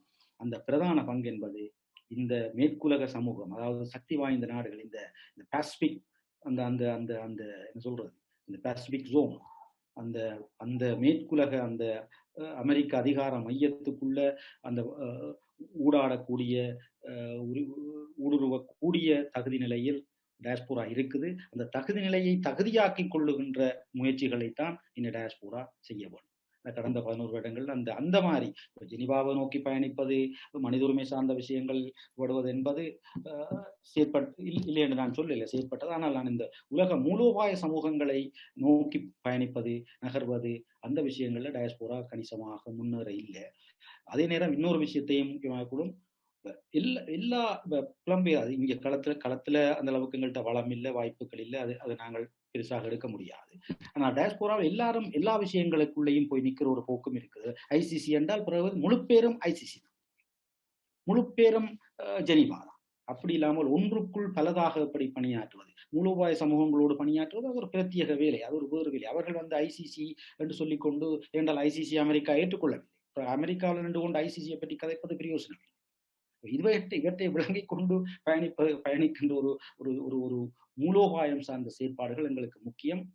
அது நிச்சயமாக புலம்பெயர் சமூகத்துக்கு ஏதும் அந்தந்த நாடுகளில் அந்தந்த மொழியிலேயே விஷயங்களை கையாள்வதற்குரிய தகுதியோடு ஒரு இளைய தலைமுறை இருக்குது. பிரெஞ்சில் விஷயங்களை பிரெஞ்சு டிப்ளமேட்ஸோட பிரெஞ்சில் கதைக்கக்கூடிய ஒரு தலைமுறை இருக்குது. நொஸ்கில் நோர்வேஜியன்ஸோட கதைக்கிறதுக்கு ஒரு தலைமுறை இருக்குது. இவைகளை எல்லாம் ஒரு சக்தியாக திரட்டி எடுப்பது எப்படி என்பதில் டயஸ்போரா இதுவரை பயணிக்கவில்லை என்றுதான் என்னுடைய அபிப்பிராயம். அவை இனி அந்த விடயங்களில் பயணிக்க வேண்டிய ஒரு பொறுப்பை உணர்ந்து செயற்படுவது அவசியம். ஒன்றுக்குள் பலதாக இயங்குவது அவசியம். அந்தந்த நாட்டு சூழலை விளங்கி கொண்டு அந்தந்த நாட்டுக்கு ஏற்ப, நாங்கள் யூதர்களை உதாரணமாக சொன்னீங்கள், அதே அணுகுமுறையை நீங்கள் பின்பற்ற கூட. அதான் நான் ஏற்கனவே சொன்னேன், எங்களுடைய விருப்பு வெறுப்புகள் இந்த விஷயங்களை பார்க்கக்கூடாது. எங்களை முன்னிலைப்படுத்தி இந்த விஷயங்களை பார்க்கக்கூடாது. இப்போ இந்த பொதுவாக இந்த உளவியல்ல 2 மைண்ட் செட் இருக்குது. ஒன்று ஃபிக்ஸட் மைண்ட் செட், மற்றது க்ரோவிங் மைண்ட் செட். இந்த ஃபிக்ஸட் மைண்ட் தான் இந்தியாவா அது எங்களுக்கு எதிரானது, அமெரிக்காவா அது யுத்தத்துக்கு உதவி செய்தது. இது இந்த ஃபிக்ஸட் மைண்ட் செட், இதுக்குள்ள போட்டு வச்சிருக்கிற விஷயம். அந்த அடிப்படையில் இந்த உலகத்தை பார்த்தால் நாங்கள் பயணிக்க முடியாது. ஒரு க்ரோவிங் மைண்ட் செட்டில் இந்த விஷயங்களை பார்க்க வேணும். எல்லோரும் எங்களுக்கு தேவையானவர்களே, அவர்கள் தேவைப்படுகிற நேரத்தில் கையாளுவதற்கு நாங்கள் கட்டமைப்புகளோடு காத்திருக்க வேண்டும், தயாராக இருக்க வேண்டும் என்ற அந்த அடிப்படையில் புலம்பெயர் சமூகம் சிந்தித்து செயற்படுவது அவசியம். அந்த அடிப்படையில் செயற்படுவதுதான் தமிழர்களுக்கு, அதாவது தாயகத்தில் வாழுகிற தமிழர்களுக்கு நன்மையானது என்பது என்னுடைய அபிப்பிராயம். நன்றி. நாங்கள் ஒரு லாங் டேர்ம்ல யோசிக்க வேண்டும். லாங் டேர்ம்ல யோசிக்கிற அதே நேரம் உடனடி பிரச்சனைகளை எதிர்கொள்வதற்கான தற்காலிக பொறிமுறைகளை உருவாக்கணும். அடாப்டாக யோசிக்க இயலாது. foreign policy என்பது ஒரு அடாப்ட் மெக்கானிசம் அல்ல. எனவே லாங் டேர்மில் யோசித்துக் கொண்டு அதற்குரிய விதத்தில் நாங்கள் அன்றாட பிரச்சனை ஒன்று நடக்குது. அதாவது பெர்மனன்ட் எமர்ஜென்சி என்பது ஒரு பாலிசி, அது கட்டமைப்பு சார் இனப்படுகொலையின் ஒரு பகுதி. போன கிழமைக்கு முதற்கிழமை சின்ன முடைப்பு, போன கிழமை குறும்பு மேல, இந்த கிழமை நிலாவர. அவன் வேணுமெண்டே கவனத்தை கலைக்கிறான். 2 பேர்ட்ட கவனத்தை கலைக்கிறான். ஒன்று எங்களை ஒன்றில் நிற்க விடுறான் இல்லை. 2 COVID-19 தீய விளைவுகளால் சிங்கள மக்கள் மத்தியில் வரக்கூடிய அதிருப்தியை இங்கே திருப்பலாம். அவர்கள் அதில் ஒரு கிரைசிஸ் மேனேஜ்மெண்டாக அதை பார்க்கிறார்கள். எப்படி என்று சொன்னால் இந்த பிரச்சனைகளை இங்கே டைவர்ட் பண்ணிவிடலாம். எனவே இது விஷயத்தில் தற்காலிக பிரச்சனைகளை எதிர்கொள்வதற்கு ஒரு கட்டமைப்பு முதல் தேவை. அதே நேரம் நிரந்தரமான விஷயங்களுக்குரிய அத்திவாரங்களை நாங்கள் திட்டமிட வேண்டும். நாங்கள் நிரந்தரமாக திட்டமிடவில்லை என்றால் எப்பொழுதும் அடாப்டாகவே போயிடுவோம். ஆனபடியால் நாங்கள் தேடணும், எங்களுக்குள் அறிஞர்களை தேடணும். எங்களுக்குள் அறிஞர்கள் உண்டு. எந்த தலைப்பில் நான் இதில் பாசிட்டிவா தான் பார்க்கிறேன். எங்களுக்குள் அறிஞர்கள் உண்டு. நான் இடையூடாடின வகையில் டயஸ்போராவுக்குள் சக்திகள் உண்டு. அவை ஒன்று திரட்டப்படவில்லை என்றால் உண்மை. கடந்த ஆட்சி காலத்தில் ஒரு வழி இருந்தது. அதை பயன்படுத்தி வடகிழக்கில் பல்வேறு சமூகத்தை பலப்படுத்துகிற வேலையை செய்திருக்கலாம் தமிழ் தலைமை, ஆனால் செய்யவில்லை. இப்பொழுது தாங்கள் எல்லாத்திலையும் தோல்வியடைந்து விட்டோம் என்று சம்பந்தப்பட்டவர் சொல்லலாம், அது வேற விஷயம். ஆனால் கையாளவில்லை. அதே போன்று இப்போ இனி ஒரு 5 வருஷத்துக்கு நிச்சயமாக தமிழர்களுக்கு இங்கே கையாள்வதற்கு வாய்ப்புகளே இல்லை, நிச்சயமாக இருக்க போறது இல்லை இந்த இலங்கை தீவு. அது நிச்சயமாக நடக்காது. ஆகவே எங்களிடம் இருக்கின்ற இந்த வாய்ப்புகளை பயன்படுத்தி நாங்கள் foreign policy என்ற அடிப்படையில் சிந்திப்பதால் இந்த வெளிவிவகார விடயங்களை கையாள்வதில் மிக முக்கியமாக நாங்கள் கவனம் செலுத்தி அதுக்குள்ளால் எப்படி சில வாய்ப்புகளை பெறலாமான்னு பார்க்க வேண்டும். டாக்டர் கணேசலிங்கம் சொன்ன மாதிரி நாங்கள் இந்தியாவில் இருக்கிற பல்வேறு தரப்புகளை எப்படி அணுகுவது, விவரம் எங்களுக்கு எதிரிகள் அல்ல என்ற அடிப்படையில் தான் இந்த விஷயத்தை பார்க்க வேண்டும். தேவையில்லாத எதிரிகளை உருவாக்கக்கூடாது. சீனா என்ற விஷயத்தில் எவரெவரெல்லாம் சீனாவை வெறுக்கிறார்களோ, எவரெவரெல்லாம் இலங்கையில் சீனா வருவதை எதிர்க்கிறார்களோ, எவரெவரெல்லாம் இலங்கையில் சீனா வருவதை அச்சமாக பார்க்கிறோம், அவரெல்லாம் நமது நண்பர்கள் தான். அவர் யாராகவும் இருக்கலாம், அது எங்களுக்கு பிரச்சனையே இல்லை. ஏனென்றால் அந்த ஒரு தேவையின் அடிப்படையில் தான் நாங்கள் தேவைப்படுவோம் அவர்களுக்கு. இல்லாட்டி நாங்கள் தேவைப்பட போறதில்லை. நாங்கள் தேவைப்படாமல் வேறு யாரும் எங்களுக்கு உதவி செய்ய போறதில்லை. இதுதான் கடந்த கால வரலாறு எங்களுக்கு சொல்லி இருக்கிற செய்தி. நாங்கள் தேவைப்படாத பட்சத்தில் ஏன் எங்களுக்கு மற்றவர்கள் உதவி செய்ய வேணும்? வடகிழக்கு இணைத்து தாருங்கள் என்று இந்தியாவுடன் போய் அமெரிக்காவுடன் போய் சொல்வதில் என்ன பயன் இருக்குது? இதை இணைப்பதால் அமெரிக்காவுக்கு என்ன லாபம்? அதல்லவா விஷயம். வடக்கு கிழக்கு இணைப்பதால் அமெரிக்காவுக்கு என்ன லாபம்? கனடாக்கு என்ன லாபம்? ஐரோப்பிய ஒன்றியத்துக்கு என்ன லாபம்? வடக்கையும் கிழக்கையும் இணைப்பதால் இங்கேதான் விஷயம் இருக்குது. ஆகவே தங்களுக்கு தேவையில்லாத எதையும் அவர்கள் செய்ய போவதில்லை என்பதை விளங்கிக் கொண்டு நாங்கள் ஒவ்வொரு சூழலையும் வெற்றிகரமாக கையாளுவது எப்படி, தந்திரோபாயமாக கையாளுவபடி, கிட்டத்தட்ட சொன்னால் சூதாட்டம், விதிகளில் கிடையாது. நான் அதுல என்ன பொதுவாக அடிப்படையில நான் இந்த வெளிவிகார விஷயங்களை தொடர்ச்சியாக படிச்சு வர்ற ஒரு ஆள் என்ற வகையில் நான் தந்திரோபாயங்கள் மீது மட்டுமே நம்பிக்கை கொண்டான். ஒரே விடயம்தான் சொல்ல விரும்புகிறேன். நாங்கள் இதுவரை நேரமும் உரையாடியவற்றில் முடிந்தவற்றை இம்ப்ளிமெண்ட் பண்ணுறதுக்கு முயற்சிப்போம். நன்றி. அதுதான் நானும் சொல்லக்கூடியது என்னென்றால், நாங்கள் புலம்பெயர்ந்த தமிழர்களும் தாயகமும் நெருங்கி உறவாடக்கூடிய ஒருவர்களை திறப்போம். அது மிக முக்கியம். அது என்னுடைய கருத்தும் அதுதான். நான் முக்கியமாக அந்த ஏற்கனவே நிலாந்தன் சொன்ன மாதிரி தாயகமும் களமும் புலமும் இணையக்கூடிய புள்ளிகளை கண்டுபிடிக்காவிட்டால் அது மிக கடினம். ஏனென்றால் இங்க இன்னும் நிலைமைகள் இன்னும் மோசமடையலாம். நிலைமைகள் நாங்கள் தொடர்பு வச்சிருக்கிறது இங்க மோசமாயிடும். இன்னும் நிலைமைகள் மோசமடையலாம். ஆகவே ஒரு வழி இருக்க வேணும், ஒரு சிக்கல் இல்லாத வழி. இந்த சிக்கல் இல்லாத வழியில் தான் தாயகத்தில் இருப்பவர்கள் பணியாற்ற முடியும். நன்றி நிலாந்தன், நன்றி ஜதி, நன்றி பேராசிரியர். மிக தெளிவாக வந்த விஷயம் கலாபரேட்டிவ் பிளாட்ஃபார்ம் என்று, அதாவது கொரிடோர் அல்லது கலாபரேட்டிவ் பிளாட்ஃபார்ம் அல்லது சரியான ஸ்வீட் ஸ்பாட் என்று சொல்லப்படுகின்ற ஸ்பாட்டுகளை கண்டறிதல். டயஸ்போராவில் இருக்கிற தமிழ் மக்களும் தாயகத்தில் இருக்கிற தமிழ் மக்களும் தமிழகத்தில் இருக்கக்கூடிய ஆர்வலர்களும் எப்படி ஒருங்கிணைந்து செயற்படலாம், காத்திரமாக செயற்பட வேண்டும். ஜூம் மீட்டிங்கள் மாத்திரமல்ல, ஒவ்வொரு துறையிலும் காத்திரமாக செயற்படுவதற்கு ஆழமாக சிந்தித்து என்ன மாதிரி செயற்படலாம் என்பதற்கான ஒரு வெளியே திறப்பதற்கான ஒரு ஆரம்ப புள்ளியாக இந்த கலந்துரையாடலை யோசிக்கலாம். வழக்கமாக சொல்வதன் போல நாங்கள் தொடர்ச்சியாக இறுதியாக உறுதியாக பயணிப்பதன் மூலம்தான் உங்களுடைய தமிழ் தேசியத்தை முன்னோக்கி நகர்த்த முடியும் என்பதில் எதுவிதமான கருத்து வேறுபாடும் இல்லை. இவ்வளவு நேரம் இந்த உரையாடலில் பங்கு பெற்றி எங்களுக்கு கருத்துக்களை வழங்கிய பேராசிரியர் கணேசலிங்கம், நிலாந்தன், ஜதீந்திரா எல்லோருக்கும் நன்றிகளையும் வணக்கத்தையும் தெரிவித்துக் கொள்கின்றோம். அத்துடன் ஒட்டாவா தமிழ் ஒன்றியம் இதை தொகுத்து வழங்க சொல்லி கேட்டதற்கிணங்க அவருடைய தமிழ் மரபுரிமை திங்கள் விழாவை அவர்கள் சகல வளங்களும் பெற்று செலுத்து வாழ்த்தி தொடர்ந்து அவர்கள் தமிழ் தேசிய வளர்ச்சியில் பங்கேற்பார்கள், தொடர்ந்து பங்களிப்பு வழங்குவார்கள் என்ற நம்பிக்கையுடனும் பெரும் ஆவலுடனும் வணக்கமும் நன்றியும் கூறி விடைபெறுகின்றோம். நன்றி.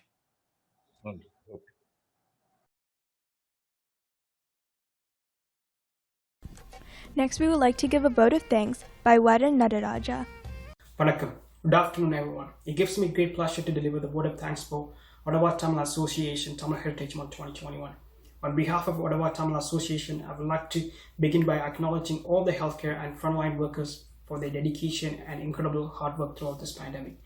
We are truly grateful for your service and we thank you for all the work you have been doing. Next, we would like to extend our sincere thanks to Members of Parliament, Members of Provincial Parliament, and municipal leaders for your Tamil Heritage Month message.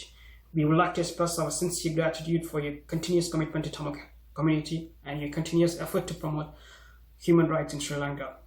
We also would like to take this opportunity to say special thanks to Brampton City Council and Brampton Tamil Association for their initiative to build Tamil Genocide Memorial to remember the Tamil Genocide victims.